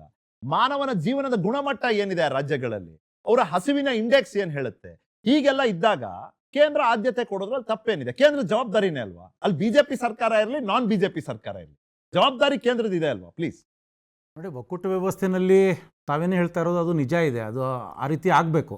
ಆದರೆ ಇಲ್ಲಿ ರಾಜಕೀಯವಾಗಿ ಅದನ್ನು ಬಳಸ್ಕೊಳ್ಳಾಗ್ತದೆ. ಇವಾಗ ಇವರು ಇಲ್ಲಿಯ ತೆರಿಗೆ ಹಣ ಇರ್ಬೋದು ಅಥವಾ ಇಲ್ಲಿ ಅನುದಾನ ಇರ್ಬೋದು, ಅದನ್ನು ಅವರು ಉತ್ತರ ಪ್ರದೇಶದ ರಾಜ್ಯಗಳಿಗೆ ಕೊಡ್ತಾರೆ. ಆದರೆ ಅದು ಜನಸಂಖ್ಯೆ ಆಧಾರದ ಮೇಲೆ ಕೊಡ್ತಾರೆ ಅಂತ ಇವಾಗ ನಮ್ಮ ಬಿಜೆಪಿ ವಕ್ತಾರರು ಹೇಳ್ತಾ ಇದ್ರು. ಬೇರೆ ದಾರಿ ಇಲ್ಲ ಅಂತ. ಇನ್ಫ್ಯಾಕ್ಟ್ ಬಹಳಷ್ಟು ತರ್ಕಗಳನ್ನ ಏನ್ ಮಾಡಿದ್ದಾರೆ ಅಂದ್ರೆ, ಪಾಪ್ಯುಲೇಷನ್ ಬೇಸ್ಡ್ ಅದು ಮೆಟ್ರಿಕ್ ಏನಿತ್ತು ಅದು 15% ನಿಲ್ಸಿದ್ರು. ಅದನ್ನ ನಾವು ಎಷ್ಟು ಕನ್ಸಿಡರ್ ಮಾಡ್ತೀವಿ ಅನ್ನೋದು 15% ನಿಲ್ಸಿದ್ರು. ಆದ್ರೆ ಈ ಬಾರಿ ಅದನ್ನ 17.5% ಏರಿಕೆ ಮಾಡಿದ್ದಾರೆ. ಇಲ್ಲಿರೋದು ದಕ್ಷಿಣ ರಾಜ್ಯಗಳಿಗೆ, ಕಮಿಂಗ್ ಟು ಸುರಭಿ, ಇಲ್ಲಿರೋದು ದಕ್ಷಿಣ ರಾಜ್ಯಗಳಿಗೆ ಆತಂಕ. ನೀವು ಎಲ್ಲಿಟ್ಟಿದ್ರು ಅಲ್ಲೇ ಇಟ್ಬಿಟ್ಟಿದ್ರು ಒಂದ್ ಪಕ್ಷ ನಾವು ಸುಮ್ಮನೆ ಇರ್ತಿದ್ವೇನೋ. ಆದ್ರೆ ಇದನ್ನ ಏರಿಕೆ ಮಾಡಿದಾರಲ್ಲ, ನೀವು ಮಾನ್ಯತೆ ಜಾಸ್ತಿ ಕೊಡ್ತಾ ಇದೀರಿ, ಪ್ರಮಾಣದಲ್ಲಿ ಹೆಚ್ಚಿಗೆ ಆಗುತ್ತೆ. ಪ್ಲೀಸ್, ಪ್ರಮಾಣದಲ್ಲಿ ಹೆಚ್ಚಿಗೆ ಆದಾಗೆ ನಮ್ಮ ದಕ್ಷಿಣದ ರಾಜ್ಯಗಳಿಗೆ ಸ್ವಲ್ಪ ಅನ್ಯಾಯ ಆಗೇ ಆಗುತ್ತೆ. ಅದ್ರ ಜೊತೆಯಲ್ಲಿ ಇನ್ನು ಏನಿದೆ, ಇವರು ಉತ್ತರದ ರಾಜ್ಯಗಳಿಗೆ ಕೊಡ್ತಾರೆ. ರಾಜಕೀಯವಾಗಿ ಇವರು ಗುಜರಾತ್ ಮಾಡೆಲ್ ಅಂತಾರೆ, ಉತ್ತರ ಪ್ರದೇಶ ಭಾಳ ಮುಂದುವರಿತಾ ಇದೆ, ರಾಜಕೀಯವಾಗಿ ಅದನ್ನು ಬಳಸ್ಕೊಳ್ತಾರೆ. ನಾವು ಹೇಳ್ತಾ ಇರೋದೇನೆಂದರೆ, ಇವತ್ತು ನಮ್ಮ ಏನು ಕಷ್ಟಪಟ್ಟು ಜನ ಏನು ತೆರಿಗೆ ಕಟ್ತಾ ಇದ್ದಾರೆ, ತೆರಿಗೆ ದುಡ್ಡಿದೆ, ಅದು ನಮ್ಮ ಪಾಲು ನಮಗೆ ಕೊಡಿ, ನಮ್ಮ ಅನುದಾನ ಕೊಡಿ. ಅಥವಾ ಯಾಕೆಂದರೆ ನಮ್ಮಲ್ಲಿ ಭಾಳಷ್ಟು ನೀರಾವರಿ ಯೋಜನೆಗಳಿದೆ, ಭಾಳಷ್ಟು ಮೂಲಭೂತ ಸೌಕರ್ಯದ ಯೋಜನೆಗಳಿದೆ. ಅದನ್ನು ನಾವು ಜಾರಿಗೆ ತರಬೇಕಂದ್ರೆ ನಮಗೆ ಕೇಂದ್ರದ ಅನುದಾನ ಬೇಕಾಗ್ತದೆ. ಭಾಳಷ್ಟು ಸಂದರ್ಭದಲ್ಲಿ ಆ ಅನುದಾನನೇ ನಮಗೆ ಬರಲ್ಲ. ಆವಾಗ ನಾವು ಏನು ಅಭಿವೃದ್ಧಿ ಮಾಡಬೇಕಾಗ್ತದೆ? ಆಮೇಲೆ ಎಲ್ಲದರಲ್ಲೂ ಅದು ತಲಾ ಆದಾಯದಲ್ಲಿ ಕರ್ನಾಟಕ ಫಸ್ಟ್ ಇದೆ. ನೀವು ಹೇಳ್ತಾ ಇದ್ರಿ GDP ನಲ್ಲಿ ನಾವು 2ನೇ ಸ್ಥಾನದಲ್ಲಿ ಇದ್ದೀವಿ. GST ನಲ್ಲಿ ಮಹಾರಾಷ್ಟ್ರ ಆದ್ಮೇಲೆ ನಾವೇ GST ನಲ್ಲಿ ನಾವು 2ನೇ ಸ್ಥಾನದಲ್ಲಿ ಇದ್ದೀವಿ. ಆಮೇಲೆ GDP ಇವತ್ತು 8 ಟೋಟಲ್ ಭಾರತಕ್ಕೆ ಬರೋ GDP ಪೈಕಿ ನಮ್ಮ ಕಾಂಟ್ರಿಬ್ಯೂಷನ್ 8.7% ಇದೆ, 9% ಅಂತ ಹೇಳಿ ಎಲ್ಲದರಲ್ಲೂ. ಆಮೇಲೆ ಬಂಡವಾಳ ಹೂಡಿಕೆಯಲ್ಲೂ ನಾವು ಇವತ್ತು ಅಗ್ರಗಣ್ಯ ಸ್ಥಾನದಲ್ಲಿ ಆಕರ್ಷಿಸೋದ್ರಲ್ಲಿ. ಸೊ ಇದೆಲ್ಲವನ್ನ ಇದ್ದು ಇವತ್ತು ನಾವು ನಮ್ಮ ತೆರಿಗೆ ಹಣ ಅಥವಾ ನಮಗೆ ಬರುವಂಥ ಅನುದಾನ ಅಥವಾ ನಮಗೆ ನೀರಾವರಿ ಯೋಜನೆಗಳಲ್ಲಿ ಬರುವಂಥ ಒಂದು ಅನುದಾನ ನಾವು ಕೇಂದ್ರದ ಕಡೆ ನೋಡಿಕೊಂಡೇ ಇದ್ದರೆ ಇವತ್ತು ನಾವು ಯಾವ ರೀತಿ ನಮ್ಮ ರಾಜ್ಯವನ್ನು ನಾವು ಅಭಿವೃದ್ಧಿ ಮಾಡಬೇಕಾಗತ್ತೆ. ಬಹಳಷ್ಟು ಇವತ್ತು ಮಾನ್ಯ ಮುಖ್ಯಮಂತ್ರಿಗಳು ಒಂದು ಮೂರೇ ವರ್ಷಗಳ ಹಿಂದೆ ಇರ್ಷಾದ್ ಅವರೇ 2-3 ವರ್ಷದಿಂದ ನಾವು ರೆವಿನ್ಯೂ ಸರ್ಪ್ಲಸ್ ರಾಜ್ಯ ಆಗಿದ್ವಿ. ನಮಗೆ ಅಭಿವೃದ್ಧಿ ಬಗ್ಗೆ ಚಿಂತೆ ಅಂದ್ರೆ ಒಂದು ಬಿಹಾರದ ಬಗ್ಗೆ ಯೋಚನೆ ಮಾಡಿ, ಒಂದು ಉತ್ತರ ಪ್ರದೇಶದ ಬಗ್ಗೆ ಯೋಚನೆ ಮಾಡಿ. ಅವ್ರಿಗೆ ಎಷ್ಟು ಆತಂಕ ಇರಬೇಡ ಅಭಿವೃದ್ಧಿ ಬಗ್ಗೆ, ಅವ್ರಿಗೆ ಎಷ್ಟು ಅವಶ್ಯಕತೆ ಇರಬೇಡ ಅಭಿವೃದ್ಧಿ ಬಗ್ಗೆ. ಅವಶ್ಯಕತೆ ಇದೆ. ಇವತ್ತು ಇವರು ಹೇಳ್ತಾ ಇದ್ದಾರೆ ನೀವು ಸರ್ಕಾರಗಳಲ್ಲಿ ಇದ್ದೀರಿ, ನಾವು ಸರ್ಕಾರದಲ್ಲಿ ಇದ್ದೀವಿ, ಇಲ್ಲಿ ಹಣವನ್ನ ಅಲ್ಲಿ ಬಳಸ್ಕೊಂಡು ಅವರು ಅಭಿವೃದ್ಧಿ ಮಾಡ್ಲಿ, ಯಾಕಂದ್ರೆ ಒಕ್ಕೂಟ ವ್ಯವಸ್ಥೆನಲ್ಲಿ ಮಾಡ್ಬೇಕಾಗ್ತದೆ. ಇವತ್ತು 85 ಕೋಟಿ ಜನರಿಗೆ ನಾವು ಪಡಿತರ ಚೀಟಿ ಅಡಿನಲ್ಲಿ ಆಹಾರವನ್ನು ಕೊಡ್ತಾ ಇದೀವಿ ಅಂತ ಮಾನ್ಯ ಪ್ರಧಾನಮಂತ್ರಿಗಳು ಹೇಳುವ ಸಂದರ್ಭದಲ್ಲಿ ನಾವು ಯಾವ ರೀತಿ ಅದನ್ನು ನೋಡ್ಬೇಕಾಗ್ತದೆ. ಅವರು ಅಭಿವೃದ್ಧಿ ಆಗ್ತಾ ಇದೆ ಇಲ್ಲೋ ಉತ್ತರ ಪ್ರದೇಶದ ರಾಜ್ಯಗಳು, ಉತ್ತರ ಭಾಗದ ರಾಜ್ಯಗಳು, ಅದು ನಾವು ನೋಡ್ಬೇಕಾಗ್ತದೆ. 80 ಕೋಟಿ ಜನರಿಗೆ ಇವತ್ತು ಪಡಿತರ ಚೀಟಿ ಅಡಿನಲ್ಲಿ ಆಹಾರವನ್ನು ಕೊಡ್ತಾ ಇದೀವಿ ಅಂತ ಅವರು ಕೋವಿಡ್ ಟೈಮ್ನಲ್ಲಿ ಹೇಳಿದ್ರು. ಅಲ್ಲ, ಇವತ್ತು ಹೇಳ್ತಾ ಇದ್ದಾರೆ ಅವರು, ಇವತ್ತು ಹೇಳ್ತಾ ಇದ್ದಾರೆ. ಅಂದ್ರೆ ನಾವೇನು ಹೇಳ್ತಾ ಇರೋದು, ನಮ್ಮ ರಾಜ್ಯವನ್ನ ನಾವು ಸಮಗ್ರವಾಗಿ ಅಥವಾ ದಕ್ಷಿಣ ಭಾರತದ ರಾಜ್ಯಗಳನ್ನು ನಾವು ಸಮಗ್ರವಾಗಿ ಇವತ್ತು ನಾವು ಶಿಸ್ತಿನಿಂದ ನಾವು ನಮ್ಮ ಇವತ್ತು ಪಾಪ್ಯುಲೇಷನ್ ಅನ್ನ ಕಂಟ್ರೋಲ್ ಮಾಡಿ ಒಂದು ಶಿಸ್ತುಬದ್ಧ ರೀತಿಯಲ್ಲಿ ಕಂಟ್ರೋಲ್ ಮಾಡಿರುವಂಥದ್ದು ಅದು ಸರ್ಕಾರದ ಯೋಜನೆ ಆಗಿತ್ತು. ಅದಕ್ಕೆ ಯಾಕೆ ಶಿಕ್ಷೆ ಕೊಡ್ತೀವಿ? ಅದಕ್ಕೆ ಶಿಕ್ಷೆ ಕೊಡ್ತಾ ಇದ್ದೀರಾ? ನಾವು ಪಾಪ್ಯುಲೇಷನ್ ಕಂಟ್ರೋಲ್ ಮಾಡಿದೆ ನಮ್ ತಪ್ಪಾಗಿದೆ ಅಂದ್ರೆ ನಾವು ಕೇಂದ್ರ ಸರ್ಕಾರ ಒಳ್ಳೆ ಪಾಯಿಂಟ್ ಹೇಳ್ತಾರೆ. ಪಾಪ್ಯುಲೇಷನ್ ಏರಿಕೆ ಆಗ್ತಿರೋದು ಮಾತ್ರ ಕನ್ಸರ್ನ್ ಅಲ್ಲ. ಏರಿಕೆ ಆದಂತ ಪಾಪ್ಯುಲೇಷನ್ ಅಭಿವೃದ್ಧಿಶೀಲವಾಗಿ ಅವ್ರ ಜೀವನದ ಗುಣಮಟ್ಟ ಚೆನ್ನಾಗಿತ್ತು, ಅವ್ರ ಆದಾಯ ಚೆನ್ನಾಗಿತ್ತು, ಅವರೆಲ್ಲ ತೆರಿಗೆ ಪಾವತಿಸೋ ಮಟ್ಟಕ್ಕೆ ಬೆಳೆದಿದ್ರು ಅಂದ್ರೆ ಅದು ಕೌಂಟ್ ಬರೋದಿಲ್ಲ. ಮಾನದಂಡ ಎಲ್ಲಿರೋದು ಅಂದ್ರೆ ಅವರು ಜೀವನದಲ್ಲಿ ಅಥವಾ ಸಮಾಜದಲ್ಲಿ ಯಾವ ಮಟ್ಟದಲ್ಲಿ ಇದ್ದಾರೆ, ಆರ್ಥಿಕ ಮಟ್ಟ ಅಂತ ತಗೊಂಡ್ರೆ ಎಲ್ಲಿದ್ದಾರೆ. ಸತೀಶ್ ಅವರ ಒಂದು quick word from you before I go into break please. Sir, first of all finance commission ಅನ್ನೋದು ಕಾನ್ಸ್ಟಿಟ್ಯೂಷನಲ್ ಬಾಡಿ. ಇದು ಯಾವುದೇ ರೀತಿಯಿಂದ ಆರ್ಬಿಟ್ರೇಟಿ ಆಗೂ ಇಲ್ಲ ಅಥವಾ ಪೊಲಿಟಿಕಲಿ ಟಾರ್ಗೆಟೆಡ್ ಇಲ್ಲ. ಸೊ ಡೆವಲ್ಯೂಷನ್ ಮೇನ್ ಆಗಿ ಫೈನಾನ್ಸ್ ಕಮಿಷನ್ ಏನು ನೋಡುತ್ತೆ, ಯಾರು ಅರ್ನ್ ಮಾಡ್ತಿದ್ದಾರೆ ಅನ್ನೋದಕ್ಕಿಂತ ಮುಖ್ಯವಾಗಿ ಹೇಗೆ ಸ್ಟೆಬಿಲೈಸ್ ಮಾಡಬೇಕು ಅನ್ನೋದ್ರ ಬಗ್ಗೆ ಕಾನ್ಸಂಟ್ರೇಟ್ ಮಾಡುತ್ತೆ. ಖಂಡಿತ ಹೌದು, ನಾವು 13th ಫೈನಾನ್ಸ್ ಕಮಿಷನ್ನು ಅಥವಾ 15th ಮತ್ತು 3 ಕಮಿಷನ್ಸ್ನ ನೋಡಿದಾಗ ಮುಂಚೆ ಜಾಸ್ತಿ ಇತ್ತು, ಮಧ್ಯದಲ್ಲಿ ನಮಗೆ ಸಾಕಷ್ಟು ಕಡಿಮೆ ಆಗಿತ್ತು, ಮತ್ತೆ ಈಗ ಸ್ವಲ್ಪ ಒಂದು ತಕ್ಕ ಮಟ್ಟಿಗೆ 4.1% ವರೆಗೂ ಬಂದಿದೆ. ಸೊ ಈ ನಿಟ್ಟಿನಲ್ಲಿ ನಮ್ದು ರಾಜ್ಯ ಬಂದು 5.5% ವರೆಗೂ ಪಾಪ್ಯುಲೇಷನ್ ಇದೆ. ಸೊ ಈಗ ಪಾಪ್ಯುಲೇಷನ್ ಪೈಕಿ 5.5% ನಾವಿದೆ. ಹೌದು, ಪಾಪ್ಯುಲೇಷನ್ ಇದೆ. ಹಾಗೆ ನೋಡಿದ್ರೆ ಮಹಾರಾಷ್ಟ್ರ ನಮ್ಗಿಂತ ಮೊದಲನೇದಿದೆ. ಯಾವ್ದ್ರಲ್ಲಿ ಪಾಪ್ಯುಲೇಷನ್ ಅಲ್ಲಿ ಕೂಡ ಇದೆ, ಹಾಗೆ ಗ್ರೋತ್ GST ಕಾಂಟ್ರಿಬ್ಯೂಷನ್ ಮಹಾರಾಷ್ಟ್ರ ಕೂಡ ಹೇಳ್ಬೋದು ನಾವ್ ಯಾಕೆ ಮೊದಲನೇದಲ್ಲಿ ಇದೀವಿ, ನಾವು ಯಾಕೆ ಬೇರೆದಕ್ಕೆ ಕಾಂಟ್ರಿಬ್ಯೂಟ್ ಮಾಡ್ಬೋದು ಅಂತ. ನೀವೊಂದು ಎಕ್ಸಾಂಪಲ್ ಕೊಟ್ರಿ, ಬೆಂಗಳೂರು ಆಗಿದ್ರೆ ನಾನು ಬೇರೆ ರಾಜ್ಯಕ್ಕೆ ಕೊಡ್ಬೋದು ಅಂತ.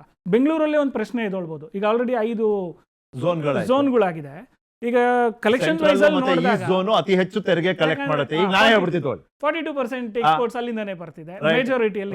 ಈಗ ಅವರು ಹೇಳ್ತಾರೆ ನಾನು ಈ ಕಡೆ ಕೊಡೋದಿಲ್ಲ, ಇನ್ನೊಂದು ಝೋನಿಗೆ ಕೊಡೋದಿಲ್ಲ. ಸೌತ್ ಗೆ ಯಾಕೆ ನೀವು ಖರ್ಚು ಮಾಡ್ತೀರಿ, ವೆಸ್ಟ್ ಗೆ ಯಾಕೆ ಕೊಡ್ಬೇಕು ನಾನು? ಸೊ ಬೆಂಗಳೂರಲ್ಲೇ ಕೂಡ ಒಂದು ಎಕ್ಸಾಂಪಲ್, ನಾವು ಸ್ಟೇಟ್ಗೆ ಹೋಗೋದಕ್ಕಿಂತ ವಿತ್ ಇನ್ ಬೆಂಗಳೂರಲ್ಲೇ ಒಂದು ಎಕ್ಸಾಂಪಲ್ ತಗೊಂಡ್ರು ಕೂಡ ಅದರಲ್ಲಿ ಇನ್ಫ್ರಾಸ್ಟ್ರಕ್ಚರ್ ಎಲ್ಲಿದೆ. ಸೊ ಪಾಯಿಂಟ್ ಏನಂದ್ರೆ ಫೈನಾನ್ಸ್ ಕಮಿಷನ್ದು ಇದು ಬಂದು ನಾವು ಈ ಅಮೌಂಟ್ ಕಲೆಕ್ಟ್ ಮಾಡೋದಕ್ಕಿಂತ ಅದ್ರ ಜೊತೆಗೆ ನಮಗೆ ಒಂದು ಶೇರ್ ಬಂದರೂ ಕೂಡ ಅದು ಯಾವ ರೀತಿ ಮತ್ತೆ ವಾಪಸ್ ಬರ್ತಾ ಇದೆ, ಯಾವೆಲ್ಲ ರೀತಿ ವಾಪಸ್ ಬರ್ತಾ ಇದೆ, ಡೈರೆಕ್ಟ್ ಪ್ಲಸ್ ಇಂಡೈರೆಕ್ಟ್ ಎರಡು ಸ್ಕೀಮ್ಸ್. ಇಂಡೈರೆಕ್ಟ್ ಒಂದೆರಡು ಉದಾಹರಣೆ ಕೊಡೋದಾದ್ರೆ ಬಂದ್ಬಿಡ್ತು ತಗೊಳ್ಳಿ. ಈ ಸತಿ ನಮಗೆ 4,050 ಏನೋ ಕೋಟಿ ಬಂದಿದೆ ನಮ್ಗೆ ಈ ತಿಂಗಳಿಗೆ.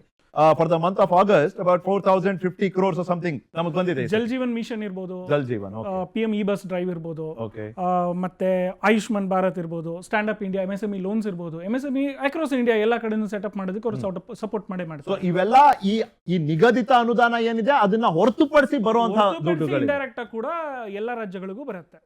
ಸೊ ಇದ್ರಲ್ಲಿ ಹಂಗಂತ ಇಲ್ಲಿ ಕೇಳಲೇಬಾರ್ದಂತ ಏನಿಲ್ಲ, ಯಾಕಂದ್ರೆ ಕಾಂಟ್ರಿಬ್ಯೂಷನ್ ಮಾಡ್ಬೇಕಂದಾಗ ಆಬ್ವಿಯಸ್ಲಿ ನಾವು ಕೇಳಲೇಬೇಕಾಗತ್ತೆ. ಈಗ UP ನೋಡಿದ್ರೆ ನಾವು 17% ವರೆಗೂ ಇದೆ, ಬಿಹಾರಲ್ಲಿ ಇನ್ನೂ ಕಡಿಮೆ ಇದೆ. ರೈಟ್. ಅನಿಲ್ ಅವರೇ, ಕ್ವಿಕ್ ವರ್ಡ್ ಫ್ರಮ್ ಯು, ನಿಮ್ಮ ಓಪನಿಂಗ್ ರಿಮಾರ್ಕ್ಸ್ ಗಾಗಿ. ಎಲ್ರಿಗೂ ನಮಸ್ಕಾರ. ಅದೇ ನಾವಿವಾಗ ಡಿಸ್ಕಸ್ ಮಾಡ್ತಿರೋ ಹಾಗೇನೆ ಹೇಗೆ ಈ ಡೆವಲ್ಯೂಷನ್ ಆಗತ್ತೆ, ಈ ಪ್ರತಿಯೊಂದು ಫೈನಾನ್ಸ್ ಕಮಿಷನ್ ಯಾವ ಆಧಾರದ ಮೇಲೆ ಆಗತ್ತೆ ಅಂತ ನಾವು ನೋಡಿದಾಗ, ಮೊದಲು ಮುಖ್ಯವಾಗಿ ಇನ್ಕಮ್ ಡಿಸ್ಟೆನ್ಸ್, ಹೇಗೆ ಎಲ್ಲಿ ಯಾವ ರಾಜ್ಯದಲ್ಲಿ ಅತ್ಯಂತ ಕಡಿಮೆ ದುಡಿಮೆಯನ್ನ ಮಾಡ್ತಾರೋ, ಪರ್ ಕ್ಯಾಪಿಟಾ ಇನ್ಕಮ್ ಇದೆಯೋ ಅವ್ರಿಗೆ 45% ಅಷ್ಟು ಬೆನಿಫಿಟ್ ಅನ್ನ ಕೊಡಲಾಗತ್ತೆ. ವೈಟೇಜ್ ನಾವು ನೋಡಿದ್ರೆ 45% ಅಷ್ಟು ವೈಟೇಜ್ ಕೊಡಲಾಗತ್ತೆ. ಪಾಪ್ಯುಲೇಷನ್ಗೆ 15%, ಏರಿಯಾಗೆ 15%, ಇವಾಗ 15ರಿಂದ 17 ಮಾಡ್ತಾ ಇದ್ದಾರೆ ಇವಾಗ ಪಾಪ್ಯುಲೇಷನ್ಗೆ. ಏರಿಯಾಗೆ 15%. ಡೆಮೋಗ್ರಾಫಿಕ್ ಪರ್ಫಾರ್ಮೆನ್ಸ್ ಅಂದ್ರೆ ರಿವಾರ್ಡ್ಸ್ ಫಾರ್ ಲೋವರ್ ಫರ್ಟಿಲಿಟಿ, ಎಲ್ಲಿ ಕಮ್ಮಿ ಜನ ಇರ್ತಾರೋ ಅವ್ರಿಗೆ ಜಾಸ್ತಿ ಇದನ್ನ ಕೊಡೋದಕ್ಕೆ ಬರೀ 12.5% ಇಟ್ಟಿದ್ದಾರೆ, ಅದನ್ನ ಜಾಸ್ತಿ ಮಾಡಬಹುದು. ಫಾರೆಸ್ಟ್ ಅಂಡ್ ಇಕಾಲಜಿ, ಎಲ್ಲಿ ಪರಿಸರವನ್ನ ಉಳಿಸ್ತಾ ಇದಾರೋ, ಎಲ್ಲಿ ಕಾಡುಗಳು ಜಾಸ್ತಿ ಇದೆಯೋ ಅವ್ರಿಗೂ ಒಂದು 10% ಅಷ್ಟು ಬೆನಿಫಿಟ್. ಟ್ಯಾಕ್ಸ್ ಎಫರ್ಟ್ ಕಲೆಕ್ಷನ್ ಮಾಡೋದ್ರಲ್ಲಿ ಯಾರು ಎಷ್ಟು ಎಫರ್ಟ್ಸ್ ಅನ್ನ ಹಾಕ್ತಿದೆ, ಯಾವ ಸ್ಟೇಟ್ ಎಷ್ಟು ಎಫರ್ಟ್ಸ್ ಅನ್ನ ಹಾಕ್ತಾ ಇದೆ, ಅದಕ್ಕೆ 2.5% ಅನ್ನೋದು ಈಗ ಆಗ್ತಾ ಇದೆ. ಆದ್ರೆ ಇವಾಗ ಮುಖ್ಯವಾಗಿ ನಾವು ನೋಡಿದ್ರೆ ಈ ಹೊಸ 16ನೇ ಫೈನಾನ್ಸ್ ಕಮಿಷನ್ ಅಲ್ಲಿ ಮುಖ್ಯವಾಗಿ 10% ವೇಟೇಜ್ ನ GDP ಕಾಂಟ್ರಿಬ್ಯೂಷನ್ಗೂ ಕೊಡಬೇಕು ಅನ್ನುವಂಥದ್ದನ್ನ ಮಾಡಿದ್ದಾರೆ. ಈ GDP ಕಾಂಟ್ರಿಬ್ಯೂಷನ್ ಮಾಡೋದ್ರಿಂದ ನಮ್ಮ ರಾಜ್ಯಕ್ಕೆ ಒಂದು ಒಳ್ಳೇದಾಗಬಹುದು ಅನ್ನುವಂಥದ್ದು ನನ್ನ ಅನಿಸಿಕೆ. ಅಂದ್ರೆ ಒಂದು ಆದ್ರೆ- 0.9% ಜಾಸ್ತಿ ಆಗ್ತದೆ ಅಂತ ಅಲ್ವಾ? 0.9% ಜಾಸ್ತಿ ಆಗುತ್ತೆ. ಆಲ್ಮೋಸ್ಟ್ ಇವಾಗ ನೋಡಿ, 1% ಜಾಸ್ತಿ ಆಗುತ್ತೆ. ಈಗ 4.1 ಇದ್ರೆ 5.1% ಆಗೋ ಸಾಧ್ಯತೆ ಇದೆ. ಹೌದು, 5.1% ಆಗೋಯ್ತು ಅಂತಂದ್ರೆ ಈಗ ನಾವು 4.7 ಅನ್ನು ಕಂಪೇರ್ ಮಾಡ್ತಾ ಇದೀವಿ. 15 ಕರೆಕ್ಟ್. ನಾವು ಅಷ್ಟಿದ್ವಿ, ನಮ್ಗೆ ಅಷ್ಟು ಕೊಡು ಅಂತ. ಕರೆಕ್ಟ್. ಇವಾಗ 5.1 ಬಂತು ಅಂತಂದ್ರೆ ಒಳ್ಳೇದಾಗತ್ತಲ್ವಾ ನಮ್ಗೆ? Fair enough, good point. ಈ ವೋಟ್ ಎಲ್ಲೋ ನೋಟ್ ಅಲ್ಲೇ, ಅಂದ್ರೆ ಯಾವ ರಾಜ್ಯದಲ್ಲಿ ಜನಸಂಖ್ಯೆ ಜಾಸ್ತಿ ಇದೆ, ಜನಸಂಖ್ಯೆಗೆ ಅನುಗುಣವಾದಂತಹ ಒಂದು ಪ್ರಮಾಣದಲ್ಲಿ ನಾವು ತೆರಿಗೆ ಹಂಚಿಕೆಯನ್ನ ಮಾಡ್ತೀವಿ, ಅದಕ್ಕೆ ಒಂದಷ್ಟು ಅಭಿವೃದ್ಧಿಯ ಸಂಬಂಧಪಟ್ಟಂತ ಮಾನದಂಡಗಳನ್ನ ಅನ್ವಯಿಸ್ತೀವಿ ಅಂದಾಗ, ಅದು ಭಾರತ ಅಂತ ನೋಡಿದಾಗ ಕೇಂದ್ರ ಸರ್ಕಾರಕ್ಕೆ ಅದು ಹೆಂಗ್ ಅನ್ವಯಿಸುತ್ತೆ, ಕರ್ನಾಟಕ ಅಂತ ನೋಡಿದಾಗ ಕಾಂಗ್ರೆಸ್ ಸರ್ಕಾರಕ್ಕೆ ಅದು ಹೆಂಗ್ ಅನ್ವಯಿಸುತ್ತೆ ಅಂತ ಈ ಭಾಗದಲ್ಲಿ ನಾವು ಮಾತಾಡುವಂತ ಪ್ರಯತ್ನ. ಸುರ್ವಿ, ಈಗ ಉತ್ತರ ಪ್ರದೇಶದಲ್ಲಿ ವೋಟ್ ಜಾಸ್ತಿ, ಯಾಕಂದ್ರೆ ಜನಸಂಖ್ಯೆ ಜಾಸ್ತಿ. ಬಿಹಾರದಲ್ಲೂ ಹಾಗೆ ಇದೆ, ವೆಸ್ಟ್ ಬೆಂಗಾಲ್ನಲ್ಲೂ ಹಾಗೆ ಇದೆ. ನೋಡಿ, ಈ ತಿಂಗಳು ಕರ್ನಾಟಕಕ್ಕೆ ಆಗಸ್ಟ್ 26 ಅಲ್ಲಿ ಕರ್ನಾಟಕಕ್ಕೆ ಬಂದಿರುವಂತದ್ದು 4,504 ಕೋಟಿ. ಕಣ್ಕುಕ್ಕೋದು ಎಲ್ಲಿ ಅಂತ ನೀವು ಹೇಳಿದ್ದನ್ನೆಲ್ಲ ಅವಾಗಲೇ ನಾವು ಕೇಳಿಸ್ಕೊಂಡಿದೀವಿ. ಬಡತನ ಇದೆ, ವ್ಯಕ್ತಿಗತ ಮಟ್ಟದಲ್ಲಿ ಅಭಿವೃದ್ಧಿ ಆಗ್ಬೇಕು, ಎಲ್ಲ ಒಪ್ತೀವಿ. ಆದ್ರೂ ಕಣ್ಕುಕ್ಕೋದು ಎಲ್ಲಿ ಅಂದ್ರೆ ಕರ್ನಾಟಕಕ್ಕೆ ಬಂದಿದ್ದು 4,504 ಕೋಟಿ, ಬಿಹಾರಕ್ಕೆ ಬಂದಿದ್ದು 10,845 ಕೋಟಿ, ಉತ್ತರ ಪ್ರದೇಶಿಗೆ 19,000 ಕೋಟಿ, ವೆಸ್ಟ್ ಬೆಂಗಾಲಿಗೆ ಹತ್ರ 8,000 ಕೋಟಿ. ಡಬಲ್ ಆರ್ ಮನಿ. ಇದು ಕಣ್ಕುಕ್ಕಲ್ವಾ ಅಂತ. ಇಂಟ್ರೆಸ್ಟಿಂಗ್ ಆಗಿ ನಿಖಿಲ್ ಅವರೇ, ಇದನ್ನ ನೋಡ್ಕೊಂಡು ಹೋಗ್ತಾ ಇದ್ರೆ ಎಲ್ಲಿ ಪಾಪ್ಯುಲೇಷನ್ ಬಹಳಷ್ಟು ಕಡಿಮೆ ಇದೆ ಆದ್ರೆ ಅವರಿಗೆ ತೆರಿಗೆ ಹಣ ಜಾಸ್ತಿ ಬರ್ತಾ ಇದೆ ಅಂತ ಇದೆಯಲ್ಲ, ಅದು ನಾರ್ತ್ ಈಸ್ಟರ್ನ್ ಸ್ಟೇಟ್ಸ್ ಅಲ್ಲಿ, ಅದು ಬಾರ್ಡರ್ ಸ್ಟೇಟ್ಸ್ ನಲ್ಲಿ. ಯಾಕೆ ಅಲ್ಲಿ ಆ ಮೆಟ್ರಿಕ್ಸ್ ಇದೆಯಲ್ಲ, ಅದು ಅವ್ರಿಗೆ ಜಾಸ್ತಿ ಬೆನಿಫಿಟ್ ಆಗುವಂಥದ್ದು ಮೆಟ್ರಿಕ್ಸ್. ಫಾರೆಸ್ಟ್ ಅಂಡ್ ಇಕಾಲಜಿ ಇರ್ಬೋದು, ಏರಿಯಾ ಇರ್ಬೋದು. ಯಾಕೆ ನಾವು ಫಾರೆಸ್ಟ್ ಅಂಡ್ ಇಕಾಲಜಿ, ಏರಿಯಾ, ಈ ಥರ ಮೆಟ್ರಿಕ್ಸ್, ಯಾರು ಅನಿಲ್ ಅವರು ಹೇಳಿದ್ರಲ್ಲ, ಇದನ್ನ ಯಾಕೆ ಉಪಯೋಗಿಸ್ತೀವಿ? ಜಾಸ್ತಿ ನಿಮಗೆ ಫಾರೆಸ್ಟ್ ಏರಿಯಾ ಇದ್ರೆ ಅಲ್ಲಿ ನಿಮ್ಗೆ ಜಾಸ್ತಿ ತೆರಿಗೆ ಬರೋದಿಲ್ಲ. ಇದು ಒಂದು ಸ್ಪೆಷಲೈಸ್ಡ್ ರೆವೆನ್ಯೂ ಅಲೋಕೇಶನ್ ನಾವು ಮಾತಾಡ್ತಾ ಇರುವಂಥದ್ದು. ತೆರಿಗೆ ಎಲ್ಲಿ ಹೆಂಗೆ ಹಂಚೋದು ಮಾತ್ರ ನಾವು ಮಾತಾಡ್ತಾ ಇರುವಂಥದ್ದು. ಕೇಂದ್ರ ಸರ್ಕಾರದ ಇನ್ಫ್ರಾಸ್ಟ್ರಕ್ಚರ್ ಇನ್ವೆಸ್ಟ್ಮೆಂಟ್ಸ್ ಇರ್ಬೋದು, ಕೇಂದ್ರ ಸರ್ಕಾರದಿಂದ ಬರುವಂತಹ ಸೆಂಟ್ರಲಿ ಸ್ಪಾನ್ಸರ್ಡ್ ಸ್ಕೀಮ್ಸ್ ಇರ್ಬೋದು, ಕೇಂದ್ರ ಸರ್ಕಾರ ಇನ್ವೆಸ್ಟ್ ಮಾಡುವಂತಹ ಡಿಫೆನ್ಸ್ ಅಂಡ್ ಇಂತಹ ಒಂದು ಕಾಂಪೊನೆಂಟ್ಸ್ ಇದೆಯಲ್ಲ, ಈ ಒಂದು ಯೂನಿಯನ್ ಲಿಸ್ಟ್ ಅಲ್ಲಿ ಬರುವಂಥದ್ದು ಇದೆಯಲ್ಲ, ಅಂತಹ ಇನ್ವೆಸ್ಟ್ಮೆಂಟ್ಸ್ ಎಲ್ಲ ಅದೆಲ್ಲ ಬೇರೆ. ಸೊ ಹಾಗಾಗಿ ನಾವು ನೋಡೋದಿಕ್ಕಾಗೋದಿಲ್ಲ ಇದನ್ನ. ಅಂದ್ರೆ Vote ವೋಟ್ ಎಲ್ಲೋ ನೋಟ್ ಅಲ್ಲೇ ಅಂತ ನಾವು ಹೇಳೋದು ತಪ್ಪಾಗುತ್ತೆ ಅಂತ. ಇರ್ಸೋದ್ರ ನೀವು ಒಪ್ತೀರಾ? ಅಂದ್ರೆ ಬಿಜೆಪಿ ಅವ್ರ ದೃಷ್ಟಿಕೋನ, ಅವ್ರ ಅಭಿಪ್ರಾಯವನ್ನ ನೀವು ಒಪ್ತೀರಾ ಅಂತ. ಆಮೇಲೆ ಕಾಂಗ್ರೆಸ್ ಕೇಳ್ತೀನಿ ಮತ್ತೆ ನಿಮ್ಗೆ. ಇಲ್ಲ ನೋಡಿ, ಖಂಡಿತವಾಗಿಯೂ ಇಲ್ಲ. ಇವಾಗ ಅವ್ರು ಹೇಳ್ತಾ ಇರೋದು ಅದು ಅವ್ರ ತರ್ಕವನ್ನು ಕೊಡ್ತಾ ಇದ್ದಾರೆ ಅಷ್ಟೇ. ಆದರೆ ರಾಜಕೀಯವಾಗಿ ತಾವು ಹೇಳ್ತಾ ಇರೋದು 100% ನಿಜ ಇದೆ. ಎಲ್ಲಿ ನೋಟ್ ಹೋಗುತ್ತೆ ಅಲ್ಲೇ ಓಟ್ ಬರ್ತಾ ಇರೋದು. ಅರ್ಥ ಆಯ್ತಾ? ಉಲ್ಟಾನು ಇದೆ ನೀವು. ಅಂದ್ರೆ ನಾನು ಹೇಳಿದೆ ಎಲ್ಲಿ ವೋಟ್ ಇದೆಯೋ ಅಲ್ಲಿ ನೋಟು ಅಂತ. ನೀವ್ ಹೇಳ್ತಾ ಇರೋದು ಎಲ್ಲಿ ನೋಟ್ ಕೊಡ್ತಾರೋ ಅಲ್ಲೇನೇ ವೋಟ್ ಬರೋದು ಅಂತ. ಇದು ಚೆನ್ನಾಗಿದೆ. ನಿಮ್ ಪ್ರಶ್ನೆ ಕೇಳಬೇಕು ಅಂದ್ರೆ ನಿಮ್ ಸರ್ಕಾರದ ಅಡಿಯಲ್ಲಿ ಏನ್ ವ್ಯತ್ಯಾಸ ಇತ್ತು? ನೀವು ಅದನ್ನೇ ಮಾಡ್ತಾ ಇದ್ರ? ಇಲ್ಲ ಸಾಧ್ಯನೇ ಇಲ್ಲ ಮೇಡಮ್. ಇವತ್ತು ನೋಡಿ, ಅಲ್ಲ ಹೇಳ್ತೇನೆ ನೋಡಿ, ಇವತ್ತು ನಾನು ಹೇಳ್ತೇನೆ ನೋಡಿ, ಇವತ್ತು ಕಳೆದ 2024ರಲ್ಲಿ NDRF ಇಂದ ನಮಗೆ ಅನುದಾನ ಬರಬೇಕಾಗಿತ್ತು. ನಾವು ಕೇಳಿರೋದು 18,000 ಕೋಟಿ. ಸೊ ನಾವು ಕೇಳಿದ ತಕ್ಷಣ ಅವ್ರೇನು ಕೊಡಲಿಲ್ಲ ಅದನ್ನು. ನಾವು ಸುಪ್ರೀಂ ಕೋರ್ಟ್ಗೆ ಹೋದ್ಮೇಲೆ 3,540 ಕೋಟಿ ಅಷ್ಟೇನೋ ಬಿಡುಗಡೆ ಮಾಡಿದ್ರು. ಅಂದರೆ ನಾವು ಕೇಳಿರುವ 18,000 ಕೋಟಿಯ 19% ಮಾತ್ರ ಅವ್ರು ಬಿಡುಗಡೆ ಮಾಡಿದ್ರು. ಅಂದರೆ ನಾವು ಸುಪ್ರೀಂ ಕೋರ್ಟ್ಗೂ ಹೋಗುವಂಥ ಪರಿಸ್ಥಿತಿ ಬಂತು NDRFದು ದುಡ್ಡು ಕೇಳೋದಕ್ಕೆ. ಅಂದ್ರೆ ನಿಗದಿಪಡಿಸೋದು ಒಂದು ಭಾಗ, ಆ ಅನುದಾನವನ್ನ ನಿಜವಾಗ್ಲೂ ಹಸ್ತಾಂತರ ಮಾಡೋದು ಅಂದ್ರೆ ನಿಮ್ಮ ಕೈಗೆ ಕೊಡೋದು ಅದು ಇನ್ನೊಂದು ಭಾಗ ಇದೆ. ನಿಗದಿಪಡಿಸೋದ್ರಿಂದ ಒಂದು ರಾಜಕೀಯ, ಅನುದಾನ ಕೊಡೋದ್ರಿಂದ ಇನ್ನೊಂದು ರಾಜಕೀಯ. ಇರ್ಷಾದವ್ರು ಹೇಳ್ತಾ ಇರೋದು. ಬಂದೆ ಸುರಭಿ, ಬಂದೆ ನಾನು. ಹೌದು, ಖಂಡಿತ. ಓಕೆ ಸುರಭಿ ಹೇಳಿ. ಕರ್ನಾಟಕಕ್ಕೆ ಈ ಒಂದು ಮಲತಾಯಿ ಧೋರಣೆ ಅಂತ ಈ ಒಂದು PR ಆರ್ಗ್ಯುಮೆಂಟ್ ಮಾಡಿದ್ದಾರೆ ಈ ರಾಜ್ಯ ಸರ್ಕಾರ ಹೊರತು ಅದರಲ್ಲಿ ಯಾವುದೇ ಆದಂತಹ ನಿಜವಾದ ಫ್ಯಾಕ್ಟ್ಸ್ ಇಲ್ಲ. 2014 ಇಂದ 2025 ತನಕ 11 ಲಕ್ಷ ಅಷ್ಟು ನಮಗೆ 11 ಲಕ್ಷ ಕೋಟಿ ಅಷ್ಟು ನಮಗೆ ಮೇಜರ್ ಹೆಡ್ ಸೆಂಟರ್ ಇಂದ ಸಪೋರ್ಟ್ ಬಂದಿರುವಂಥದ್ದು. ನೀವು ಇಷ್ಟು ಕೇಳಿದ್ವಿ ನಾವಿಷ್ಟು ಕೊಟ್ವಿ ಅಂದ್ರೆ ನೀವು ಯಾವ ಬೇಸಿಸ್ ಮೇಲೆ ಅಷ್ಟು ಕೇಳಿದ್ರಿ ಅಂತ ಒಂದು ಪ್ರಶ್ನೆನೂ ಬಂದು ಬರುತ್ತೆ. ಇದೇ ನರೇಂದ್ರ ಮೋದಿ ಅವ್ರ ಸರ್ಕಾರ 15 ಕೋಟಿಯಷ್ಟು NDRF ಇಂದ ಕೊಟ್ಟಿರುವಂಥದ್ದು ಇರ್ಬೋದು, 5,000 ಕೋಟಿಯಷ್ಟು SDRFಗೆ ಫಂಡ್ ಹಾಕಿರೋದಿರ್ಬೋದಿತ್ತು. ಅದು ಬಿಟ್ಟು ಸೆಂಟ್ರಲಿ ಸ್ಪಾನ್ಸರ್ಡ್ ಸ್ಕೀಮ್ಸ್ ಅಂತ ನಾವು ಏನು ಕರಿತೀವೋ, ಎಷ್ಟೋ ಸೆಂಟ್ರಲಿ ಸ್ಪಾನ್ಸರ್ಡ್ ಸ್ಕೀಮ್ಸ್ನ UPA ಲಾಂಚ್ ಮಾಡಿತ್ತು, ಅದ್ರಲ್ಲಿ ಯಾವ್ದ್ರಲ್ಲೂ ದುಡ್ಡು ಹಾಕಿರ್ಲಿಲ್ಲ. ಆದರೆ ಈ ಸರ್ಕಾರ ಬಹಳಷ್ಟು ಇನ್ವೆಸ್ಟ್ಮೆಂಟ್ ಮಾಡಿರೋವಂಥದ್ದು, ಜಲ್ ಜೀವನ್ ಮಿಷನ್ ಇರ್ಬೋದು, ನಮ್ಮ ಉಜ್ವಲ ಯೋಜನೆ ಇರ್ಬೋದು. ಅದು ಬಿಟ್ಟು ಇನ್ಫ್ರಾಸ್ಟ್ರಕ್ಚರ್ ಡೆವಲಪ್ಮೆಂಟಲ್ಲಿ, ಕ್ಯಾಪೆಕ್ಸ್ ಇನ್ವೆಸ್ಟ್ಮೆಂಟ್, ಇನ್ಫ್ರಾಸ್ಟ್ರಕ್ಚರ್ ಡೆವಲಪ್ಮೆಂಟಲ್ಲಿ ಯಾವ ಸರ್ಕಾರ ಮಾಡದೇ ಇರೋಷ್ಟು ಇನ್ವೆಸ್ಟ್ಮೆಂಟ್ ಮಾಡಿರೋದು ಈ ಒಂದು ಸರ್ಕಾರ. ಇವತ್ತು ನಾವು ಹೋರಾಟ ಮಾಡ್ತಾ ಇರುವಂಥದ್ದು ಮುಂಬೈ ಮತ್ತೆ Bengaluru Mumbai high speed rate corridor ಬಗ್ಗೆ. ಅದನ್ನ ಒಂದು ಪ್ರಶ್ನೆ, ಅದನ್ನ ಚರ್ಚೆ ಮಾಡೋದಕ್ಕೂ ನಮ್ಗೆ ಅವಕಾಶ ಮಾಡಿಕೊಟ್ಟಿರೋದು ಈ ನರೇಂದ್ರ ಮೋದಿ ಸರ್ಕಾರ. ಇಂತಹ ಒಂದು ಹೈ ಇನ್ಫ್ರಾಸ್ಟ್ರಕ್ಚರ್ ಪ್ರಾಜೆಕ್ಟ್ ರಿಲೀಸ್ ಮಾಡಿರುವಂಥದ್ದು. ಎಲ್ಲಿ ನಾವು ಈ ರಾಜಕೀಯ ತರ್ತಾ ಇದೀವಿ ಅಂದ್ರೆ, ನಾವು ಇಷ್ಟು ₹1 ಕೊಟ್ಟರೆ ನಮ್ಗೆ ಇಷ್ಟು ಬರ್ತಾ ಇದೆ, ₹1 ಕೊಟ್ಟರೆ ಇದು ವೆರಿ ಪಾಪ್ಯುಲಿಸ್ಟ್ ಆಗಿ ನಾವು ಆರ್ಗ್ಯೂ ಮಾಡ್ತಾ ಇದೀವಿ ಹೊರತು ಅದರಲ್ಲಿ ಬೇಸಿಸ್ ಏನು, ಅದು ಫ್ಯಾಕ್ಚುಯಲ್ ಏನು. ಇನ್ನೊಂದು ಬಾರಿ ಹೇಳ್ತೀನಿ, ಒಬ್ಬ ಬೆಂಗಳೂರು ಇನ್ಕಮ್ ಟ್ಯಾಕ್ಸ್ ಕೊಡೋರು ಕೇಳ್ತಾರೆ, ನಾನ್ ಯಾಕೆ ಕೊಡ್ಬೇಕು ಇನ್ಕಮ್ ಟ್ಯಾಕ್ಸ್? ಯಾರಿಗೆ ಇನ್ಕಮ್ ಬರಬೇಕಾಗಿರುವ ಯಾವ ಅನುದಾನನೂ ನಮ್ಗೆ ಬರ್ತಾ ಇಲ್ಲ. ಇವತ್ತು ನೋಡಿ ಇವತ್ತು ಬೊಮ್ಮಾಯಿ ಸರ್ಕಾರಲ್ಲಿ ಇವತ್ತು ಭದ್ರಾ ಮೇಲ್ದಂಡೆ ಯೋಜನೆಯನ್ನ ರಾಷ್ಟ್ರೀಯ ಯೋಜನೆ ಅಂತ ಘೋಷಣೆ ಮಾಡಿ 5,300 ಕೋಟಿ ರೂಪಾಯಿ ಘೋಷಣೆ ಮಾಡಿ ಇವತ್ತಿಗೆ 5-6 ವರ್ಷಗಳಾಯ್ತು.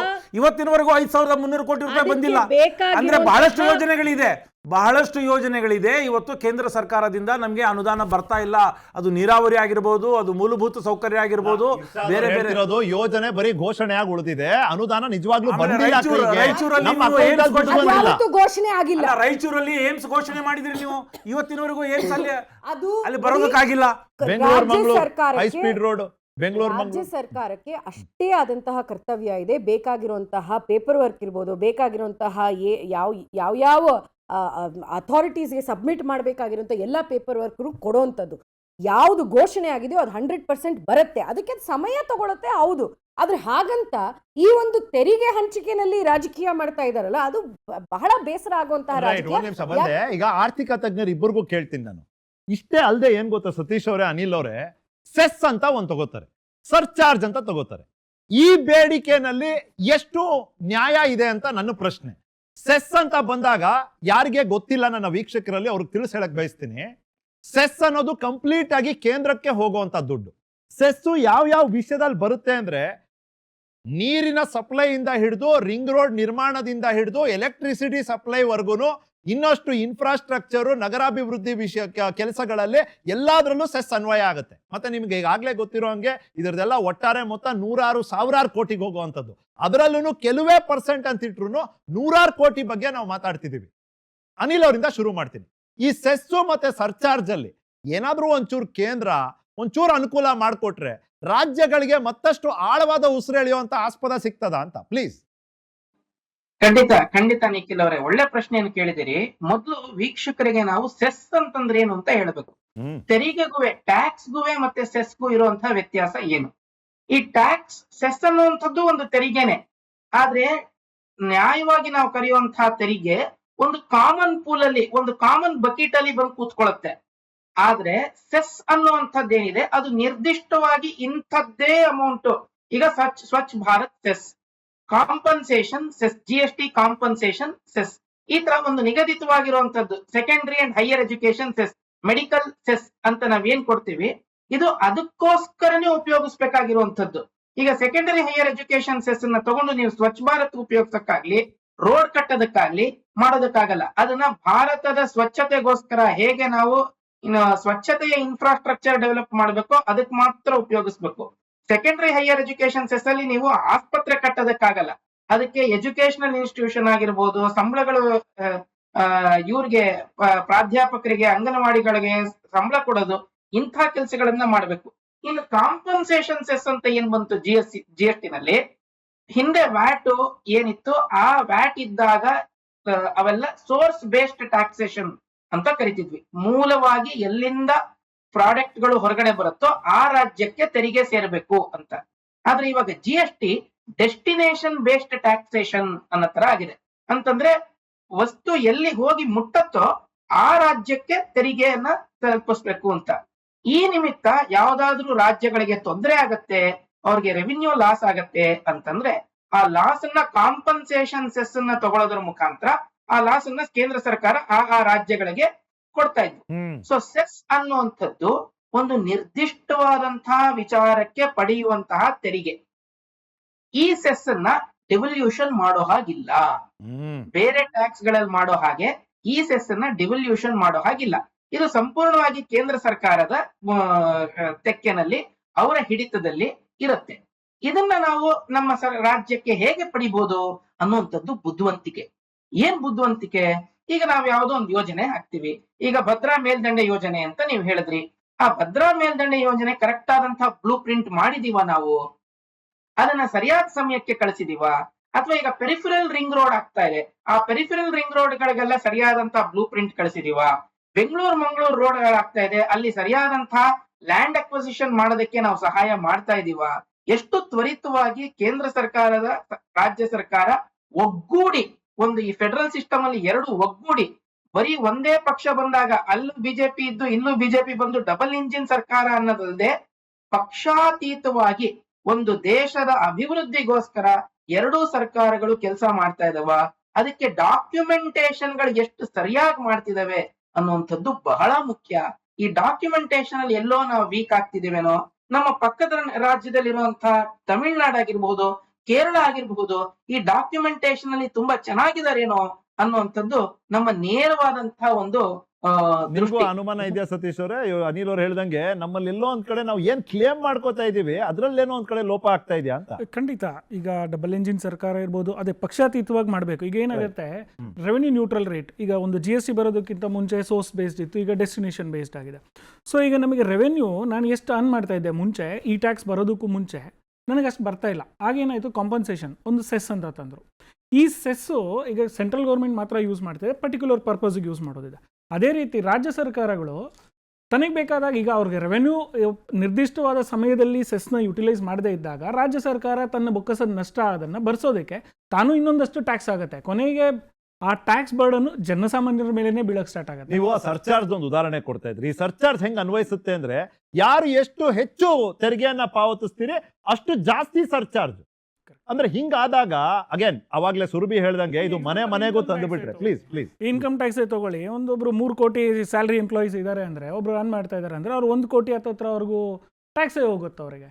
ಸೊ ಕಟ್ಟಿದಾಗ ಅವರು ಸ್ಯಾಲರಿಯಲ್ಲಿ 3 ಕೋಟಿ ವರ್ಷದ ಆದಾಯ ಇದ್ದಲ್ಲಿ 1 ಕೋಟಿಗೂ ಸುಮಾರು 1 ಕೋಟಿ ಟ್ಯಾಕ್ಸ್ ಆಗಿ ಹೋಗ್ಬಿಡುತ್ತೆ. ಆಯ್ತು, ಅದು ನಾವು ನೋಡ್ಬೇಕಾದ್ರೆ ಕೊನೆಗೆ ಲಾಸ್ಟ್ ಅಲ್ಲಿ ಅವ್ರಿಗೆ ಸ್ಯಾಲರಿ ಅಲ್ಲದೆ ಅವ್ರಿಗೆ ಬೇರೆ ಬೇರೆ ಇನ್ಕಮ್ ಎಲ್ಲ ಇರುತ್ತೆ. ಇಂಟ್ರೆಸ್ಟ್ ಇನ್ಕಮ್, ಸಣ್ಣ ಅದನ್ನು ಆಡ್ ಮಾಡಿದಾಗ ಏನಾಗುತ್ತೆ, ಅವ್ರು 1 ಕೋಟಿ ಕಟ್ಟಾಮೇಲೆ ಮತ್ತೆ ಕಟ್ಟಬೇಕಲ್ಲ ಅನ್ನೋ ಅದೊಂದು ಅವರು ಕೇಳ್ಬೋದು, ನಾನೀಗ 1 ಕೋಟಿ ಕಟ್ತಾ ಇದ್ದೀನಿ, ನನಗೆ ಯಾವ ರೀತಿಯಾದಂತ ಅದೇ ಗುಂಡಿ ಇರೋ ರಸ್ತೆ 1 ಕೋಟಿ ಅದೇ ಸಿಗ್ತಾ ಇರೋದು, ನಾ ಯಾಕೆ ಕಟ್ಟಬೇಕು? ಖಂಡಿತ. ಸೊ ಇನ್ಕಮ್ ಟ್ಯಾಕ್ಸ್ ಆಕ್ಟ್ ಅಲ್ಲಿ ಕೂಡ ಅದೇ, ಅವ್ರು ಕಟ್ಟಿದೀನಿ, ನನಗೇನು ಸಿಗ್ತಿದೆ, ಕೊನೆಗೆ ಏನು ಸಿಗ್ತಾ ಇಲ್ಲ ಅವ್ರಿಗೆ. ಬೆನಿಫಿಟ್ಸ್ ಅನ್ನೋದು ಇಲ್ಲಿ ಹೇಗೆ ಅಂದ್ರೆ, ಒಂದು ಈಕ್ವಾಲಿಟಿ, ಒಂದು ಪ್ರಶ್ನೆ ಇಲ್ಲಿ ಈಕ್ವಾಲಿಟಿ ಆದಂತ. ಹಾಗಿದ್ರೆ ನೀವು ಕಟ್ಟದವ್ರಿಗೆ ಪನಿಷ್ ಮಾಡ್ತಾನೆ ಹೋದಾಗ ಕಟ್ಟೋದಕ್ಕಾದ್ರೂ ಮುಂದೆ ಯಾರಾದ್ರೂ ಬರ್ಬೇಕು. ಅಂದ್ರೆ ಹೆಂಗಾಗಿದೆ ಅಂದ್ರೆ ವ್ಯವಸ್ಥೆ, ಜನಸಂಖ್ಯೆ ನೀವು ನಿಯಂತ್ರಣ ಮಾಡ್ತೀರಾ, ನಿಮಗ್ ಶಿಕ್ಷೆ. ನೀವು ಅಭಿವೃದ್ಧಿ ಪಡಿತೀರಾ ನಿಮ್ ರಾಜ್ಯದಲ್ಲಿ, ನಿಮಗ್ ಶಿಕ್ಷೆ. ನೋಡಿ, ನೀವು ಜಾಸ್ತಿ ಟ್ಯಾಕ್ಸ್ ಕಟ್ತೀರಾ, ಶಿಕ್ಷೆನೆ ನಿಮಗೆ. 5 ಸೌತ್ ಸ್ಟೇಟ್ಸ್ 33% ವರೆಗೂ GDP ನ ಕಾಂಟ್ರಿಬ್ಯೂಟ್ ಮಾಡ್ತಾ ಇದೆ. ರೈಟ್. ಸೊ ಹಾಗಿದ್ರೆ ಯಾಕೆ ಬೇರೆಯವ್ರು ಕಾಂಟ್ರಿಬ್ಯೂಟ್ ಮಾಡ್ತಿಲ್ಲ ಅನ್ನೋದು ಪ್ರಶ್ನೆ ಬರ್ಬೇಕೀಗ. ಆದ್ರೆ ಈ ಪಾಪ್ಯುಲೇಷನ್ ನಾವು ಬರೀ 20-22% ಇದೀವಿ, ಆದ್ರೆ ಕಾಂಟ್ರಿಬ್ಯೂಟ್ ಮಾಡ್ತಿರೋದು 33% GDP. UP ಪಾಪ್ಯುಲೇಷನ್ ತಗೊಂಡ್ರೆ ಒಂದು 3 ಕರ್ನಾಟಕ ಹಾಕ್ಬೋದು. ನಮ್ಮ ಪಾಪ್ಯುಲೇಷನ್ ಅರೌಂಡ್ 22 ಕ್ರೋರ್ ಇದಾರೆ, ನಾವು ಒಂದು 7 ಕ್ರೋರ್ ಹತ್ರ ಇದ್ದೀವಿ ಅಂದ್ರೆ ಹತ್ರ ಒಂದು 3 ಟೈಮ್ಸ್ ಆಯ್ತು. ಅದನ್ನೇ ಸುರಭಿ ಅವ್ರು ಅವಾಗ್ಲೇ ವಾದದಲ್ಲಿ ಹೇಳ್ತಾರೆ, ಜನ ಇದಾರೆ ಅನ್ನೋದು ಇಂಪಾರ್ಟೆಂಟ್ ಅಲ್ಲ, ಅವ್ರ ಜೀವನ ಹೆಂಗಿದೆ, ಅವ್ರು ಬದುಕ್ತಿರುವಂತ ಆ ಪರಿಸ್ಥಿತಿ ಹೆಂಗಿದೆ. ಅದೇ ಪ್ರಶ್ನೆ, ಯಾಕೆ ಆ ಪರಿಸ್ಥಿತಿಯಲ್ಲಿ ಇದಾರೆ ಈಗ್ಲೂ, ಯಾಕೆ ಅನುದಾನ ಕೊಟ್ಟಾದ್ಮೇಲೂ, ಇಷ್ಟೆಲ್ಲ ಸಹಾಯ ಮಾಡಾದ್ಮೇಲೂ ಅನುದಾನ ರೀಚ್ ಆಗ್ತಿಲ್ವಾ? ಅನುದಾನ ಬರೋದನ್ನ ಮಾತ್ರ ಪ್ರಶ್ನೆ ಆಗ್ತಿದ್ಯಾ? ಅನುದಾನ ರೀಚ್ ಅಲ್ಲಿಗೆ ಬಳಕೆ ಬಗ್ಗೆ ಪ್ರಶ್ನೆ ಬಂತು ಸುರಭಿ, ಬಳಕೆ ಬಗ್ಗೆ ಪ್ರಶ್ನೆ ಬಂತು. ಬಹಳ ಮುಖ್ಯವಾದಂತಹ ಪ್ರಶ್ನೆ. ಮತ್ತೆ ನಿಖಿಲ್ ಅವರೇ, ನನಗೆ ಖುಷಿ ಆಗ್ತಿರೋಂಥದ್ದು ಇವತ್ತಿನ ಚರ್ಚೆ ನೋಡಿ, ರಾಜಕೀಯವಾಗಿ ನಾವು ಇದನ್ನ ಮಾತಾಡ್ಕೊಂಡು ಹೋಗ್ಬೋದು, ಆದ್ರೆ ಇದು ಒಂದು ದೇಶದ ಬಗ್ಗೆ ನಾವು ಮಾತಾಡ್ತಾ ಇರುವಂಥದ್ದು. ಒಬ್ಬ ಇನ್ಕಮ್ ಟ್ಯಾಕ್ಸ್ ಪೇಯಿ ಯೋಚನೆ ಮಾಡಕ್ ಹೋದ್ರೆ ನಾನು ಯಾಕೆ ಇಷ್ಟು ದುಡ್ಡು ಅರ್ನ್ ಮಾಡ್ತಾ ಇದ್ದೀನಿ, ಒಳ್ಳೆ ಕಂಪನಿಲಿದ್ದೀನಿ, ನಾನು ಯಾಕೆ ಇನ್ಕಮ್ ಟ್ಯಾಕ್ಸ್ ಕಟ್ಟಬೇಕು, ನನಗೇನು ಸೌಲಭ್ಯಗಳು ಸಿಗ್ತಾ ಇಲ್ಲ, ನಾನು ಗೃಹಲಕ್ಷ್ಮಿ ಗೃಹಜ್ಯೋತಿ ಇದು ಯಾವುದನ್ನು ಪಡ್ಕೊಳ್ತಾ ಇಲ್ಲ, ನಾನು ಯಾಕೆ ಬೇರೆಯವ್ರನ್ನ ಉದ್ಧಾರ ಮಾಡೋದಕ್ಕೆ ಟ್ಯಾಕ್ಸ್ ಕಟ್ಟಬೇಕು ಅಂತ ಕೇಳ್ಕೊಂಡು ಹೋದರೆ ನಾವು ಇರೋಂತಹ ಒಂದು ಸಮಯದಲ್ಲಿ ನಮ್ಮ ದೇಶದಲ್ಲಿ ಅಂತಹ ಒಂದು ಮನಸ್ಥಿತಿ ಬಹಳ ಕೆಟ್ಟದು. ನಾವು ಒಂದು ಸಮಾಜವಾಗಿ ಯೋಚನೆ ಮಾಡಬೇಕಾಗಿರೋಂಥದ್ದು. ನನಗೂ ಅನಿಸ್ಬೋದು ಯಾಕೆ ಇವ್ರಿಗೆ ಸಿಗಬೇಕು, ಯಾಕೆ ಈ ಸಮುದಾಯಕ್ಕೆ ಸಿಗಬೇಕು, ಯಾರಿಗೆ ಮಕ್ಕಳು ಮಾಡ್ಕೊಳ್ಳೋರಿಗೆ ಸಿಗಬೇಕು ಅಂತ ವಿಷಯದಲ್ಲಿ. ಆದರೆ ನಾವು ಎಲ್ಲರೂ ಒಟ್ಟಿಗೆ ಮುಂದೆ ಹೋಗಬೇಕು ಅಂದರೆ, ಮತ್ತೆ ದೇಶ ಸಮಗ್ರವಾಗಿ ಮುಂದೆ ಹೋಗಬೇಕು ಆರ್ಥಿಕವಾಗಿ ಅಂದರೆ, ಇಂತಹ ಈ ಒಂದು ಸ್ವಾರ್ಥವಾದಂತಹ ಯೋಚನೆಗಳು ನಾವು ಸಮಗ್ರತೆನಲ್ಲಿ ತಪ್ಪಿಲ್ಲ. ಆದ್ರೆ ಈ ಅಸಮತೋಲನ ಅನ್ನೋದು ನೀವು ಏನು ಅವಾಗಿಂದ ಉಲ್ಲೇಖ ಮಾಡಿ ಹೇಳ್ತಿದ್ದೀರಿ, ಈ ಅಸಮತೋಲನ ಅಟ್ಲೀಸ್ಟ್ ಆ ಒಂದು ವ್ಯತ್ಯಾಸ ಏನಿತ್ತು ಅದಾರು ಕಮ್ಮಿ ಆಗ್ಬೇಕಲ್ಲ. ಆಯ್ತು, ಈ ಹ್ಯೂಮನ್ ಡೆವಲಪ್ಮೆಂಟ್ ಇಂಡೆಕ್ಸ್ ಅಥವಾ ಹಂಗರ್ ಇಂಡೆಕ್ಸ್, ಸ್ಟಂಟಿಂಗ್, ವೇಸ್ಟಿಂಗ್ ಇದೆಲ್ಲ ನಿಮಗೆ ಗೊತ್ತಿದೆ ಏನಿದೆ, ಯಾವ್ದ್ರಲ್ಲಿ ಬೆಟರ್ ಆಗಿದೆ? ಮಲ್ಟಿ ಡೈಮೆನ್ಷನಲ್ ಪಾವರ್ಟಿಯಿಂದ 22 ಕೋಟಿ ಜನರನ್ನ ಆಚೆ ಕರ್ಕೊಂಡು ಬಂದಿರುವಂತದ್ದು ಇದೇ ಸರ್ಕಾರ. ಇದನ್ನು ನಾವು ಚರ್ಚೆ ಮಾಡಬೇಕಾಗಿದೆ. ಒಂದು ಹೈ ಅಗ್ರಿಕಲ್ಚರ್ ಡಿಪೆಂಡೆಂಟ್ ಎಕಾನಮಿನ ಇವತ್ತು ಸರ್ವಿಸಸ್ ಬೇಸಿಸ್ ಅಲ್ಲಿ ನಾವು ನಡೆಸ್ತಿರೋವಂಥದ್ದು, ಸರ್ವಿಸ್ ಗ್ರೋತ್ ಇರೋವಂಥದ್ದು ಇದೇ ಒಂದು ಇದು ನಮ್ಮ ಆರ್ಥಿಕ ಬಲ ತೋರಿಸ್ತಾ ಇರುವಂಥದ್ದು. ಮುಂದೆ ಹೋಗ್ತಾ ಇದ್ದೀವಿ ನಾವು, ಹೋಗ್ತಿಲ್ಲ ಅಂತ ಇಲ್ಲ. ಎಲ್ಲಿ ಯಾವ ಪಾಪ್ಯುಲೇಷನ್ಸ್ಗೆ ಆ ಒಂದು ಸ್ಟೇಟ್ ಮೇಲೆ ಇನ್ನೂ ಡಿಪೆಂಡೆನ್ಸಿ ಇದೆಯೋ ಅವ್ರನ್ನ ಆ ಸ್ಟೇಟ್ ಡಿಪೆಂಡೆನ್ಸಿಯಿಂದ ಆಚೆ ಕರ್ಕೊಂಡು ಹೋಗಬೇಕು.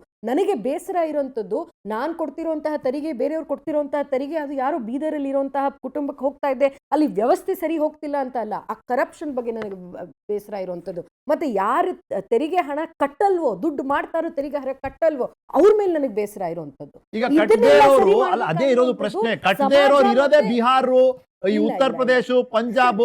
ನೋಡಿ ನಾನು ನಿಮ್ಗೊಂದು ಉದಾಹರಣೆ ಹೇಳ್ತೀನಿ ಸರ್, ಕೇಳಿ. ಜಸ್ಟ್ ಒಂದೇ ಒಂದು ಉದಾಹರಣೆ ಹೇಳ್ತೀನಿ, ನಾನು ಪರ್ಸನಲ್ ಉದಾಹರಣೆ ಹೇಳ್ತೀನಿ. ರೀಸೆಂಟ್ಲಿ ನನ್ನ ರಿಲೇಟಿವ್ ಒಬ್ರು ಬಿಹಾರಕ್ಕೆ ಹೋಗಿದ್ರು.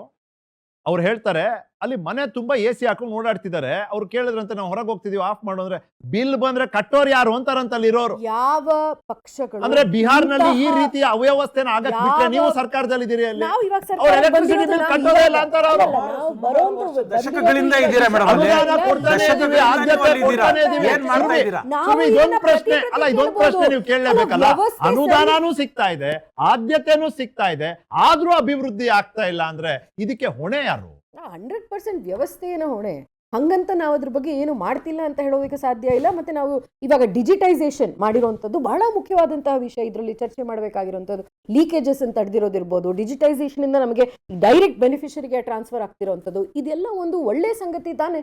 ಆಗ್ತಾ ಇದೆ, ಅದು ವ್ಯವಸ್ಥೆ ಸರಿ ಹೋಗ್ತಾ ಇದೆ, ಸಮಾಜ ಬದಲಾಗ್ತಾ ಇದೆ. ಆದ್ರೆ ಹಾಗಂತ ಇಂತಹ ಒಂದು ಕಠಿಣವಾದಂತಹ ಪ್ರಶ್ನೆಗಳು, ಇದೇ ಪ್ರಶ್ನೆನ ನೀವು ಇನ್ನೊಂದು ಬಾರಿ ರಾಜ್ಯಗಳಿಗೆ ನೀವು ನೋಡ್ತಿರೋಂಥ ವಿಷಯದಲ್ಲಿ ನೀವು ಮನೆಗೂ ನೋಡ್ಬೋದು, ಒಬ್ಬ ವ್ಯಕ್ತಿ ನೋಡ್ಬೋದು. ನೀವು ಅದನ್ನ ಒಬ್ರು ವ್ಯಕ್ತಿ ಮಾಡ್ತಾರೆ, ಇನ್ನೊಬ್ರು ಮಾಡಲ್ಲ. ನನಗೆ ಗೊತ್ತಿರೋ ಕರ್ನಾಟಕದಲ್ಲಿ ಯಾರು BPL ಇಂದ ಆಚೆ ಬಂದಿರೋ BPL ಕಾರ್ಡ್ ಉಪಯೋಗಿಸ್ಕೊಂಡು ರೇಷನ್ ತಗೊಳ್ತಾರೆ.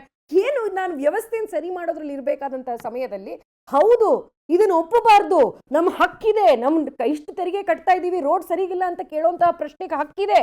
ಆದ್ರೆ ಅದಕ್ಕೆ ಉತ್ತರ ಸಿಗುವಂಥದ್ದು ಈ ಪಕ್ಷ ಆ ಪಕ್ಷ ಇದು ಅದು ಅಂತಲ್ಲ. ವ್ಯವಸ್ಥೆ ಕೆಟ್ಟದಾಗಿರುವಂಥದ್ದು ಸರಿ ಮಾಡಬೇಕಾಗಿರುವಂತ ಕರ್ತವ್ಯ ನಮ್ಮಲ್ಲಿದೆ. ಒಳ್ಳೆ ಪಾಯಿಂಟ್ ಹೇಳಿದ್ರಿ. RT ಕೋಟಾನಲ್ಲಿ ಸೀಟ್ ತಗೊಂಡಿರೋರು ಅವ್ರ ಮಕ್ಕಳನ್ನ ಇನೋವಾ ಮತ್ತೆ ಡಿಫೆಂಡರ್ ನಲ್ಲಿ ಡ್ರಾಪ್ ಮಾಡ್ತಿದ್ದಾರೆ ಇವತ್ತು. ನೀವೇ ಹೇಳ್ದಾಗೆ ತೆರಿಗೆ ಕಟ್ತಿರೋಂಥವ್ರು ಅವರು ಎಲ್ಲಾ ತರ ಸವಲತ್ತುಗಳನ್ನು ಇವತ್ತಿಗೂ ತಗೊಳ್ತಾ ಇದ್ದಾರೆ, ಎಲ್ಲ ಶ್ರೀಮಂತಿಗೆ ಇರೋರು ತಗೊಳ್ತಾ ಇದ್ದಾರೆ. ಇದೆಲ್ಲದರ ನಡುವೆ ಈ ಬಾರಿ 16ನೇ ಹಣಕಾಸಿನ ಆಯೋಗದ ನಿರ್ಧಾರದ ಪ್ರಕಾರ ಈ 0.5% ಏರಿಕೆ ಏನಾಗಿದೆ ಕರ್ನಾಟಕದ ಭಾಗದಲ್ಲಿ, ಇದು ಕೇಂದ್ರದ ಪರ ವಾದ ಮಂಡನೆ ಮಾಡೋರಿಗೆ ಸಹಕಾರಿ ಆಯ್ತಾ? ನನ್ನ ಪ್ರಶ್ನೆ ಆರ್ಥಿಕ ತಜ್ಞರಿಬ್ಬರಿಗೂ. 16ನೇ ಹಣಕಾಸಿನ ಆಯೋಗದ ಪ್ರಕಾರ 0.5% ಜಾಸ್ತಿ ಆಗಿದೆ. ನಮಗೆ 0.5% ಅಂದ್ರೆ ಸಣ್ಣ ನಂಬರ್ ಅಲ್ಲ ಸರ್, ಅದು ಎಷ್ಟೋ ಸಾವಿರಾರು ಕೋಟಿ ಲೆಕ್ಕ ಬಂದ್ಬಿಡ್ತದೆ ಅದು. ಸತೀಶ್ ಅವರಿಂದ ಶುರು ಮಾಡ್ತೀನಿ ನಾನು. ಸತೀಶ್ ಅವರೇ, ಈಗ ಅದು ರಾಜಕೀಯ ಅವ್ರ ಹತ್ರ ಮಾತಾಡ್ತೀನಿ. ಈ 0.5% ಏರಿಕೆ ಬಗ್ಗೆ ನಿಮ್ಮ ವಿಶ್ಲೇಷಣೆ ಏನಾಗ್ತದೆ ಸರ್? ಈಗ 3.64 ಇಂದ 4.13% ಬಂತು. ಅದೇ ಈಗ 3 ಇಂದ ಒಂದು ಸುಧಾರಣೆ ಬಂದಿದೆ. ಈಗ ಕರ್ನಾಟಕ ಇನ್ನು ಫಸ್ಟ್ ನೋಡ್ಬೇಕಾಗಿರೋದು, ಅಲ್ಲಿನ ಸ್ಟೇಟ್ ಯಾಕೆ ಡೆವಲಪ್ ಆಗ್ತಿಲ್ಲ, ಬೇರೆ ನಾರ್ತ್ ಇಂದು ಯಾಕೆ ಇಲ್ಲಿ ಮಾತ್ರ ಡೆವಲಪ್ ಆಗ್ತಿದೆ, ಓಕೆನಾ? ಸೊ ಅಲ್ಲಿಂದ ಮೈಗ್ರೇಷನ್ ಪ್ರಾಬ್ಲಮ್ ಅದೇ ಆಗ್ತಾ ಇರೋದು. ಇಲ್ಲಿ ಕೆಲಸ ಸಿಗ್ತಿದೆ ಅಂತಾನೆ ಅಲ್ಲಿಂದ ಇಲ್ಲಿಗೆ ಬರ್ತಾ ಇರೋದು. ಇಲ್ಲಿಂದ GDPನೂ ಕಾಂಟ್ರಿಬ್ಯೂಷನ್ ಆಗ್ತಿದೆ. ಇವತ್ತು ನೀವು ಅನ್ಆರ್ಗನೈಸ್ ಸೆಕ್ಟರ್ ಇದೆಯಲ್ಲ, ಅವ್ರ ಎಕಾನಮಿಕ್ ಇದ್ರೊಳಗಡೆ ಬಂದೇ ಇಲ್ಲ ಅವ್ರು ಈಗಲೂ. ಅನ್ಆರ್ಗನೈಸ್ ಸೆಕ್ಟರ್ ನಮ್ಮ GDP ನನ್ನ ಪ್ರಕಾರ ಇನ್ನೂ ಜಾಸ್ತಿ ಇದೆ. ಅನ್ಆರ್ಗನೈಸ್ ಸೆಕ್ಟರ್ನ ಒಳಗಡೆ ತರದೇ ಇರೋದ್ರಿಂದ GDP ರೇಟು ಕೂಡ ನಮಗೆ ಬರ್ತಾ ಇಲ್ಲ.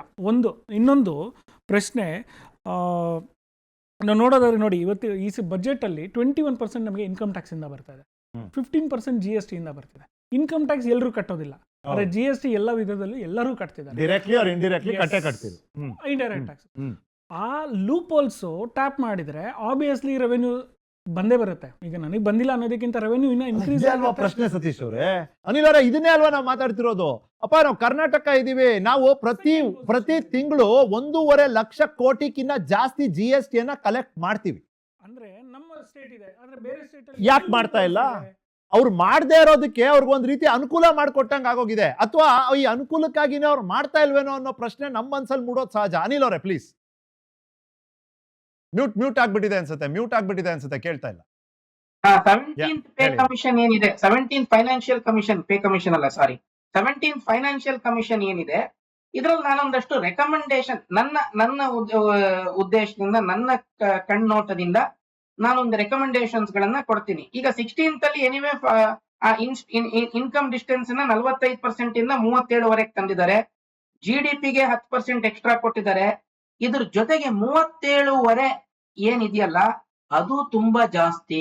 37ವರೆನು ತುಂಬಾ ಜಾಸ್ತಿ. 37ವರೆಯಿಂದ ಇನ್ನ ಕಮ್ಮಿ ಮಾಡಬೇಕು ಅಂತಂದ್ರೆ ಏನಾಗುತ್ತೆ, ಇದು ನಮ್ಮಂತ ರಾಜ್ಯಗಳಿಗೆ, ನಾನು ಬರೀ ಕರ್ನಾಟಕ ಅನ್ನುವಂಥದ್ದು ಒಂದಕ್ಕೆ ಹೇಳಲ್ಲ, ಯಾವ ರಾಜ್ಯ ಏಳಿಗೆಯತ್ತ ಹೋಗ್ತಿದೆಯೋ, ಯಾವ ರಾಜ್ಯ GDP ನ ಜಾಸ್ತಿ ಕಾಂಟ್ರಿಬ್ಯೂಟ್ ಮಾಡ್ತಾ ಇದೆಯೋ ಅವಕ್ಕೆ ಇನ್ನ ಜಾಸ್ತಿ ಪರ್ಸೆಂಟೇಜ್ ಕೊಡ್ಬೇಕು. 10 ಇಂದ 15 ಮಾಡ್ಬೇಕು.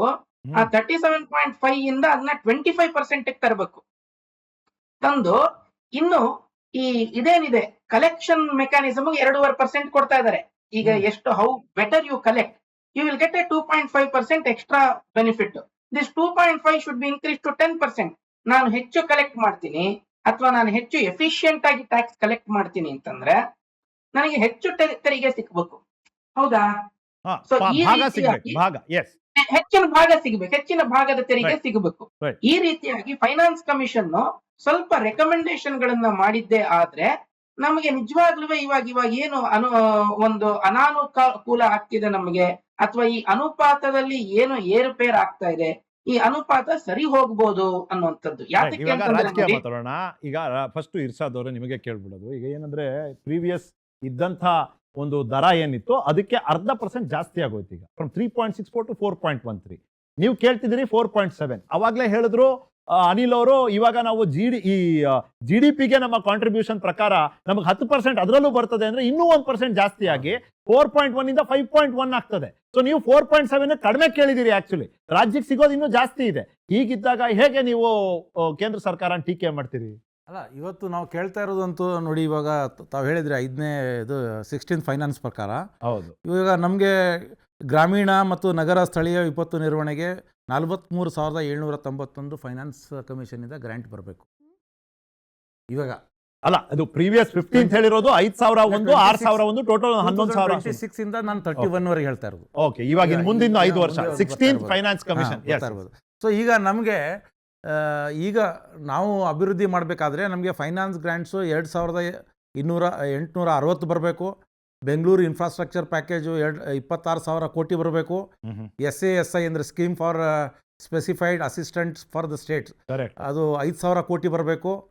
UIDF ಅಂದರೆ ಇದು ನಗರ ಮೂಲಭೂತ ಸೌಕರ್ಯಕ್ಕೋಸ್ಕರ, ಅಭಿವೃದ್ಧಿಗೋಸ್ಕರ 5,000 ಕೋಟಿ ಬರಬೇಕು. ಆಮೇಲೆ ಗ್ರಾಮೀಣಕ್ಕೆ 3,500 ಕೋಟಿ ರೂಪಾಯಿ. ನಿಮ್ಮ ಪ್ರಶ್ನೆ ಏನು ಅಂದ್ರೆ, ಇದು ಚೆನ್ನಾಗಿದೆ, ಏರಿಕೆ ಆಗ್ತಿರೋದು ಕೇಂದ್ರ ಸರ್ಕಾರಕ್ಕೆ ನೀವು ಧನ್ಯವಾದ ಹೇಳ್ತೀರಿ, ಬಟ್ ಕೊಡೋ ದುಡ್ಡನ್ನು ಕೊಡಿ ಅಂತ ನೀವು ಹೇಳ್ತಾರೆ. ನಮ್ಮ ಪಾಲು ನಮಗೆ ಕೊಟ್ಟರೆ ಪೇಪರ್ ಮೇಲೆ ಇಡಬೇಡಿ, ನಮ್ಮ ಅಕೌಂಟ್ಗೆ ಹಾಕಿ. ಈಗ 3 ವರ್ಷದಿಂದ ರಾಜಕೀಯವಾಗಿ ನಾವು ಹೋರಾಟವನ್ನ ಮಾಡ್ತಾ ಇದ್ದೀವಿ. ಇವಾಗ 17 ಸಂಸದರಿದ್ದಾರೆ. ಅವ್ರು ಯಾರು ಪ್ರೈಮ್ ಮಿನಿಸ್ಟರ್ ಮುಂದೆ ಹೋಗಿ ಮಾತನಾಡೋದು ಈ ರಾಜ್ಯದ ಹಿತಾಸಕ್ತಿ ಆಗಿರಲಿ ಅಥವಾ ತೆರಿಗೆ ಹಕ್ಕು, ಈ ಜನರ ಹಕ್ಕಾಗಿರಲಿ, ಯಾವುದೇ ಮಾತಾಡುವಂಥ ಕೆಲಸವನ್ನು ಮಾಡಿಲ್ಲ. MP ಗಳು 17 MP ಗಳಿದ್ದಾರೆ. 17 MP ಗಳು ರಾಜ್ಯದಿಂದ ಕಳಿಸಿದ್ದಾರೆ BJP ಅವ್ರದ್ದು. ಈಗ ನಾನು ಹೇಳ್ತಾ ಇರೋದು, ಈಗ 3 ವರ್ಷ ಕಳೆದೋಯ್ತು, ಈಗ ಉಳಿದಿರೋದೇ 2 ವರ್ಷ. ಅಂದರೆ ನಾನು ಕಾಂಗ್ರೆಸ್ ಪಕ್ಷದ ಪರವಾಗಿ ನಾನು ಹೇಳ್ತಾ ಇರೋದು, ಈಗ ನಾವು ಏನು ಅಭಿವೃದ್ಧಿ ಮಾಡೋಕ್ಕಾಗತ್ತೆ? ಇವ್ರು ಇನ್ನೂ 2 ವರ್ಷ ಇದೇ ರೀತಿ ತಳ್ಕೊಂಡು ಹೋದರೆ, ಇವಾಗ ನಮ್ಮ ಹತ್ರ ಮೇಕೆದಾಟು ಯೋಜನೆ ಇದೆ, ಅಪ್ಪರ್ ಭದ್ರಾ ಇದೆ, ಅಪ್ಪರ್ ಕೃಷ್ಣ ಇದೆ, ಮಹದಾಯಿ ಇದೆ, ಸಬರ್ಬನ್ ರೈಲ್ವೆ ಇದೆ, STRR ಪ್ರಾಜೆಕ್ಟ್ ಇದೆ. ರೈಟ್. ಇದಕ್ಕೆಲ್ಲ ನಾವು ಹಣಕಾಸು ಇವಾಗ ಇಲ್ಲ ಅಂದ್ರೆ ನಾವು ಏನು ಯೋಜನೆ ಮೂಲಭೂತ ಸೌಕರ್ಯ ಈ ರಾಜ್ಯ ಕೊಡಕ್ಕಾಗತ್ತೆ? ಅಲ್ಲ, ಮತ್ತೆ ನೀವು ಗ್ಯಾರಂಟಿಗಳೆಲ್ಲ ಇಷ್ಟೊಂದು ಕೊಟ್ಬಿಟ್ಟು ಆರ್ಥಿಕ ಹೊರೆನಲ್ಲಿ ನೀವೇ ನಮ್ಮನ್ನು ತಂದಿದ್ದೀರಪ್ಪ. ನೀವು ಅದೊಂದು 50,000 ಕೋಟಿ ಉಳಿಸ್ಕೊಂಡಿದ್ದಿದ್ರೆ, ನಿಮ್ ಲೆಕ್ಕ ನಾನು ಹೇಳ್ತಿರೋದು, ನೀವು ಒಂದು 50,000 ಕೋಟಿ ಉಳಿಸ್ಕೊಂಡಿದ್ದಿದ್ರೆ, ಅಲ್ಲ ನೀವು ಕಲ್ಯಾಣ ಮಾಡೋದಕ್ಕೆ ನಾವಿಲ್ಲ ಅನ್ನೋದು, ಅಲ್ಲ ಕಲ್ಯಾಣಕ್ಕೆ ಇಲ್ಲ ಅನ್ನೋದಿಲ್ಲ. ಇವತ್ತು ಯಾವುದೇ ಬೊಮ್ಮಾಯಿ ಸರ್ಕಾರ ಆಗಿರ್ಬೋದು, ಯಡಿಯೂರಪ್ಪ ಸರ್ಕಾರ ಆಗಿರ್ಬೋದು, ಯಾವ ಗ್ಯಾರಂಟಿನೂ ಕೊಡಲಿಲ್ಲ, ಯಾವ ಸಾಮಾಜಿಕ ನ್ಯಾಯದ ಅಡಿನಲ್ಲಿ ಯಾವ ಯೋಜನೆಗಳನ್ನು ಕೊಟ್ಟಿಲ್ಲ. ಆದರೂ ಅವರು ಲಕ್ಷ ಕೋಟಿ ಅಲ್ಲಿ ಸಾಲ ಮಾಡಿ ಹೋಗಿದ್ದಾರೆ. ಅರ್ಥ ಆಯ್ತಲ್ಲ? ನಾವು ಇವತ್ತು ಯೋಜನೆಯನ್ನು ಕೊಡ್ತಾ ಇದ್ದೀವಿ. ಹಾಗಾದ್ರೆ ಅವರು ಸಾಲ ಮಾಡಿನೂ ಅವ್ರಿಗೆ ಕೊಡಕ್ಕಾಗಿಲ್ಲ ಗ್ಯಾರಂಟಿ ಯೋಜನೆಗಳು. ನಾವು ಅಟ್ಲೀಸ್ಟ್ ಜನರಿಗೆ ನೇರವಾಗಿ 7,000 to 8,000 ರೂಪಾಯಿ ತಿಂಗಳಿಗೆ ಹಾಕುವಂತ ಕೆಲಸವನ್ನ ಜನರಿಗೆ ಮಾಡ್ತಾ ಇದ್ವಿ. ಅಂದ್ರೆ ಬಡ ಜನರ ಅಭಿವೃದ್ಧಿನೂ ಈ ರಾಜ್ಯದ ಅಭಿವೃದ್ಧಿನೇ ಅಲ್ವಾ? ಹೌದು. ಕರ್ನಾಟಕದ ಬಜೆಟ್ ಬುಕ್ ನ ಒಂದು ಬಾರಿ 10 ವರ್ಷದ್ದು ಓದ್ಕೊಂಡು ಬನ್ನಿ. ಎಲ್ಲೆಲ್ಲಿ ಹೋಗಿದೆ, ಯಾವ ಸಮಾಜ ಕಲ್ಯಾಣ ಕಾರ್ಯಕ್ರಮಗಳನ್ನ ನಮ್ಮ ಸರ್ಕಾರ ಶುರು ಮಾಡಿದೆ, ನಿಮ್ ಸರ್ಕಾರ ಯಾವ್ದು ನಿಲ್ಸಿದೆ ಅಂತ ಯಡಿಯೂರಪ್ಪಯಿಂದ ನಾವು ಇವತ್ತಿನವರೆಗೆ ನೋಡಿದೀವಿ. ಮಾತಾಡಿದಾಗ ನಾನು ಮಾತಾಡ್ಲಿ. ಮತ್ತೆ ಗ್ಯಾರಂಟಿ ಕೊಡೋದು ಮಾತ್ರ ಅಲ್ಲ, ಗ್ಯಾರಂಟಿ ಅನುಷ್ಠಾನ ಸಮಿತಿಗೂ ನೀವು 10 ಕೋಟಿ ಇಟ್ಟಿದ್ದೀರಲ್ಲ, ಅದ್ರ ಬಗ್ಗೆನೂ ನಾವು ಚರ್ಚೆ ಮಾಡ್ಬೋದು ಇಲ್ಲಿ. ನೀವು ಗ್ರಾಮೀಣ ಪ್ರದೇಶದ ಬಗ್ಗೆ ಮಾತಾಡಿದ್ರಿ. ಗ್ರಾಮೀಣ ಪ್ರದೇಶದಲ್ಲಿ ಚುನಾವಣೆ ಮಾಡಲಿಲ್ಲ, ಲೋಕಲ್ ಬಾಡೀಸ್ ಅಲ್ಲಿ ಚುನಾವಣೆ ಮಾಡಲಿಲ್ಲ ಅಂತ 15th ಫೈನಾನ್ಸ್ ಕಮಿಷನ್ ಅಲ್ಲಿ 2,733 ಕೋಟಿ ನಮಗೆ ಬರ್ಬೇಕಾಗಿರುವಂತ ದುಡ್ಡು ಕೊಟ್ಟಿಲ್ಲ. ಯಾಕೆಂದ್ರೆ ನೀವು ಚುನಾವಣೆ ಮಾಡಿಲ್ಲ. ಇವಾಗ 15 ಹಣಕಾಸು ಆಯೋಗದ ಎಲ್ಲಾ ಒಂದು ಡೆವಲ್ಯೂಷನ್ ಮುಗಿದೋಗಿದೆ. ಕೇಳಿಸ್ಕೊಂಡು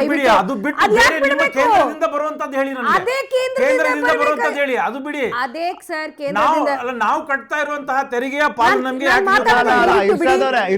ಕೇಳ್ತಾ ಇರೋದು, ನೀವು ಸ್ಥಳೀಯ ಸಂಸ್ಥೆಗಳ ಚುನಾವಣೆ ನಡೆಸದೇನೆ ಅನುದಾನಕ್ಕೆ ನೀವು ಅರ್ಹತೆಯನ್ನೇ ಕಳ್ಕೊಂಡ್ಬಿಟ್ರಿ. ಇದ್ಯಾರ ಹೊಣೆ?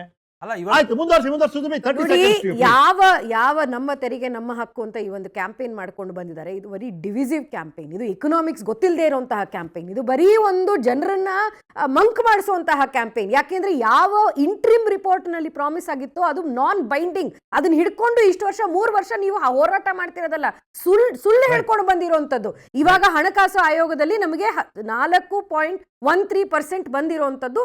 ಕರ್ನಾಟಕಕ್ಕೆ ಮೋದಿ ಸರ್ಕಾರ ಯಾವತ್ತೂ ಜಾಸ್ತಿ ಕೊಡುಗೆ ಕೊಟ್ಟಿದೆ. ಇದನ್ನ ನಾವು ಬಹಳಷ್ಟು ಬಾರಿ ಚರ್ಚೆ ಮಾಡಿದೀವಿ. ಹೇಳಲಿಕ್ಕೆ ಬಾರಿ ಕಾರಣ ಸಿಕ್ಬಿಡ್ತು ನೋಡಿ. ಇದು ಏರಿಕೆ ಬೇರೆ ಆಗೋಗಿದೆ 0.5%. ಅವ್ರ ಪಾಪ ಈ ತರ ವಾದ ಮಾಡೋದ್ರಲ್ಲೂ ಒಂದು ಅರ್ಥ ಬಂದ್ಬಿಡ್ತು. ಕಡೆಯದಾಗಿ 30 ಸೆಕೆಂಡ್ ಅನಿಲ್ ಅವರು ಮತ್ತೆ ಸತೀಶ್ ಅವರು ಈ ರೀತಿ ನಮಗೆ ಹೆಚ್ಚಿಗೆ ಕೇಳ್ತಿದಾರಲ್ಲ ಮುಖ್ಯಮಂತ್ರಿಗಳು, ಅದು ಕೇಂದ್ರ ಕೊಟ್ಟು ಬಿಟ್ರೆ ನಿಮ್ಮ ಜೀವನದ ಮೇಲೆ ಆಗುವಂತ ಒಂದು ಸಕಾರಾತ್ಮಕ ಪರಿಣಾಮಗಳ ಬಗ್ಗೆ 30 seconds ಪ್ಲೀಸ್. ಟೈಮ್ ಇಲ್ಲ ನನಗೆ. ಅನಿಲ್ ಅವರೇ ಪ್ಲೀಸ್. ನೋಡಿ, ನಾನ್ ಹೇಳ್ತೀನಿ, ಈಗ ಕೇಂದ್ರ ಸರ್ಕಾರ ರಾಜ್ಯ ಸರ್ಕಾರಕ್ಕೆ ಕೊಟ್ಬಿಟ್ರುವೆ ನನಗೆ ರಾಜ್ಯ ಸರ್ಕಾರ ಎಫೆಕ್ಟಿವ್ ಆಗಿ ಕೆಲಸ ಮಾಡುತ್ತೆ ಅನ್ನುವಂತ ಯಾವ ಗ್ಯಾರಂಟಿನೂ ಇಲ್ಲ. ಯಾತಕ್ಕಿಲ್ಲ ಅಂತಂದ್ರೆ, ಈ ಕಳೆದ 3 ವರ್ಷದಿಂದ ನಾನು ಚಾರ್ಟರ್ಡ್ ಅಕೌಂಟೆಂಟ್ ಆಗಿ ಹೇಳ್ತಾ ಇದ್ದೀನಿ, ನಮ್ಮ ಯಾವ ಕಾಂಟ್ರಾಕ್ಟ್ಗಳಿಗೂ ಪೇಮೆಂಟ್ಗಳು ಸರಿಯಾಗಿ ಆಗ್ತಾ ಇಲ್ಲ. ಎಲ್ಲಾನು ಗ್ಯಾರಂಟಿ ಸ್ಕೀಮ್ ಗಳಿಗೆನೆ ಹೋಗ್ತಾ ಇದೆ. ಗ್ಯಾರಂಟಿ ಸ್ಕೀಮ್ ಗಳಿಗೆ ಹೋಗ್ತಾ ಇರೋದ್ರಿಂದ ಇನ್ಕಮ್ ಜಾಸ್ತಿ ಆಗ್ತಿಲ್ಲ. ಇನ್ಕಮ್ ಜಾಸ್ತಿ ಆಗುವಂತ ಗ್ಯಾರಂಟಿ ಸ್ಕೀಮ್ ಕೊಡ್ಬೇಕು. ಈಗ ನಾನು 1,000 ರೂಪಾಯಿ ಕೊಟ್ಟೆ ಅಂದ್ರೆ ಆ 1,000 ರೂಪಾಯಿನ ತಗೊಂಡು ಅವನು 10,000 ರೂಪಾಯಿ ದುಡಿಯೋ ತರ ಆಗ್ಬೇಕು ಒಬ್ಬ ಮನುಷ್ಯ. ಆದ್ರೆ 1,000 ರೂಪಾಯಿನೇ ಖರ್ಚು ಮಾಡ್ಕೊಂಡು ಇನ್ನೊಂದ್ 1,000 ರೂಪಾಯಿ ಯಾವಾಗ ಕೊಡ್ತಾರೆ ಅನ್ನೋ ತರ ನೋಡ್ತಾ ಇರಬಾರ್ದು. ಅರ್ಥ ಆಗ್ತಾ ಇದೆಯಲ್ಲ? So income based incentive, income based guarantee scheme ಅನ್ನ ಕೊಡಿ ಅಂತ ನಾನು ಶಿಫಾರಸು. ಸರ್, ಈಗ ಮೈಗ್ರೇಷನ್ ಪ್ರಾಬ್ಲಮ್ ಕೂಡ ಅದೇ ಆಗಿರೋದು. ಈಗ ಎಂಪ್ಲಾಯೀಸ್ ಕೂಡ ಸಿಗ್ತಾ ಇಲ್ಲದೆ ಇರೋದು ಕಾರಣ ಈಸಿಯಾಗಿ ಫ್ರೀಯಾಗಿ ಎಲ್ಲ ಸಿಕ್ಕಿದಾಗ ನಿಮಗೆ ಪ್ರೊಡಕ್ಟಿವಿಟಿಯಲ್ಲಿ ಇನ್ಕ್ರೀಸ್ ಆಗುತ್ತೆ. ಇಸ್ ಇಟ್ ನಾಟ್ ದಟ್ ಮತ್ತೆ ಅದು ಎಕಾನಮಿಗೆ ಹೊಡೆತ ಬೀಳ್ತಾ ಇದೆ. ಸೊ ಎಲ್ಲಿಂದ ಪ್ರೊಡಕ್ಟಿವಿಟಿ ಬರುತ್ತೆ? ಈಗ ನಾವು ಬರ್ತಾ ಇದ್ದಾರೆ ಅಂದ್ರೆ ಇದು ಅಕ್ಕಿ ಬರ್ತಿದೆ, ದುಡ್ಡು ಬರ್ತಿದೆ, ಜೀವನ ಮಾಡೋದಕ್ಕೆ ಸಾಕು, ಬಸ್ ಫ್ರೀ ಇದೆ. ಸೊ ಯುಟಿಲೈಸೇಷನ್ ಕೂಡ ಅಷ್ಟೇ ಇಂಪಾರ್ಟೆಂಟ್ ಆಗಿದೆ. ಕೇವಲ ನನಗೆ ದುಡ್ಡು ಬರುತ್ತೆ ಅನ್ನೋದಕ್ಕಿಂತ ಯುಟಿಲೈಸೇಷನ್ ಕೂಡ ಈ ಒಂದು ಗವರ್ಮೆಂಟ್ ಡೀಪ್ ಸಮಸ್ಯೆನ ನೀವು ಮುಂತಂದಿದ್ದೀರಿ. ಅಂದ್ರೆ ಯಾವ ವರ್ಗ ಕೆಲಸ ಮಾಡಿ ಮೇಲ್ ಬರಬೇಕು ಅವ್ರನ್ನ ನೀವು ಸೋಂಬೇರಿ ಮಾಡ್ಬಿಟ್ರೆ ಅವರ ಜೀವನದ ಗುಣಮಟ್ಟ ಹೇಗೆ ಅಭಿವೃದ್ಧಿ ಆಗ್ತದೆ? ಇದು ಕೌಂಟರ್ ಆರ್ಗ್ಯುಮೆಂಟ್ ಸರ್ಕಾರ ಏನ್ ಹೇಳ್ತಿದೆ, ಅವ್ರಿಗೆ ಅವಕಾಶಗಳು ವಂಚಿತ ಆಗಿದೆ, ಇತಿಹಾಸದಲ್ಲಿ ನೋಡಿದ್ರೆ ಅವರು ತುಳಿತಕ್ಕೊಳಗಾಗಿದ್ದಾರೆ. ಹಾಗಾಗಿ ಇವತ್ತು ನಾವು ಅವ್ರಿಗೆ ಪ್ರೋತ್ಸಾಹನೆ ಮತ್ತೆ ಬೆಂಬಲದ ರೀತಿಯಲ್ಲಿ ಗ್ಯಾರಂಟಿಗಳನ್ನ ಕೊಡ್ಲೇಬೇಕು ಅನ್ನೋ ವಾದ ಇದೆ. ಈ ವಾದ ಇವತ್ತಿಗೆ ನಿಲ್ತಾ ಇಲ್ಲ, ಚರ್ಚೆ ಮುಂದುವರಿಯುತ್ತೆ. ಆದ್ರೆ ಇವತ್ತಿಗೆ ಈ ಚರ್ಚೆ ಇಲ್ಲಿಗೆ ನಿಲ್ಲುತ್ತೆ. ಥ್ಯಾಂಕ್ ಯು ಸತೀಶ್ ಅವರೇ, ಇರ್ಷಾದ್ ಅವರೇ, Surabhi, thank you so much. Thank you Anil. ಇದಾಗಿತ್ತು ಇವತ್ತಿನ ಚರ್ಚೆಯ ವಿಷಯ. ನೋಡ್ತೀರಿ PNS ವಿಸ್ತಾರ, ನೇರ, ನಿಖರ, ಜನಪರ.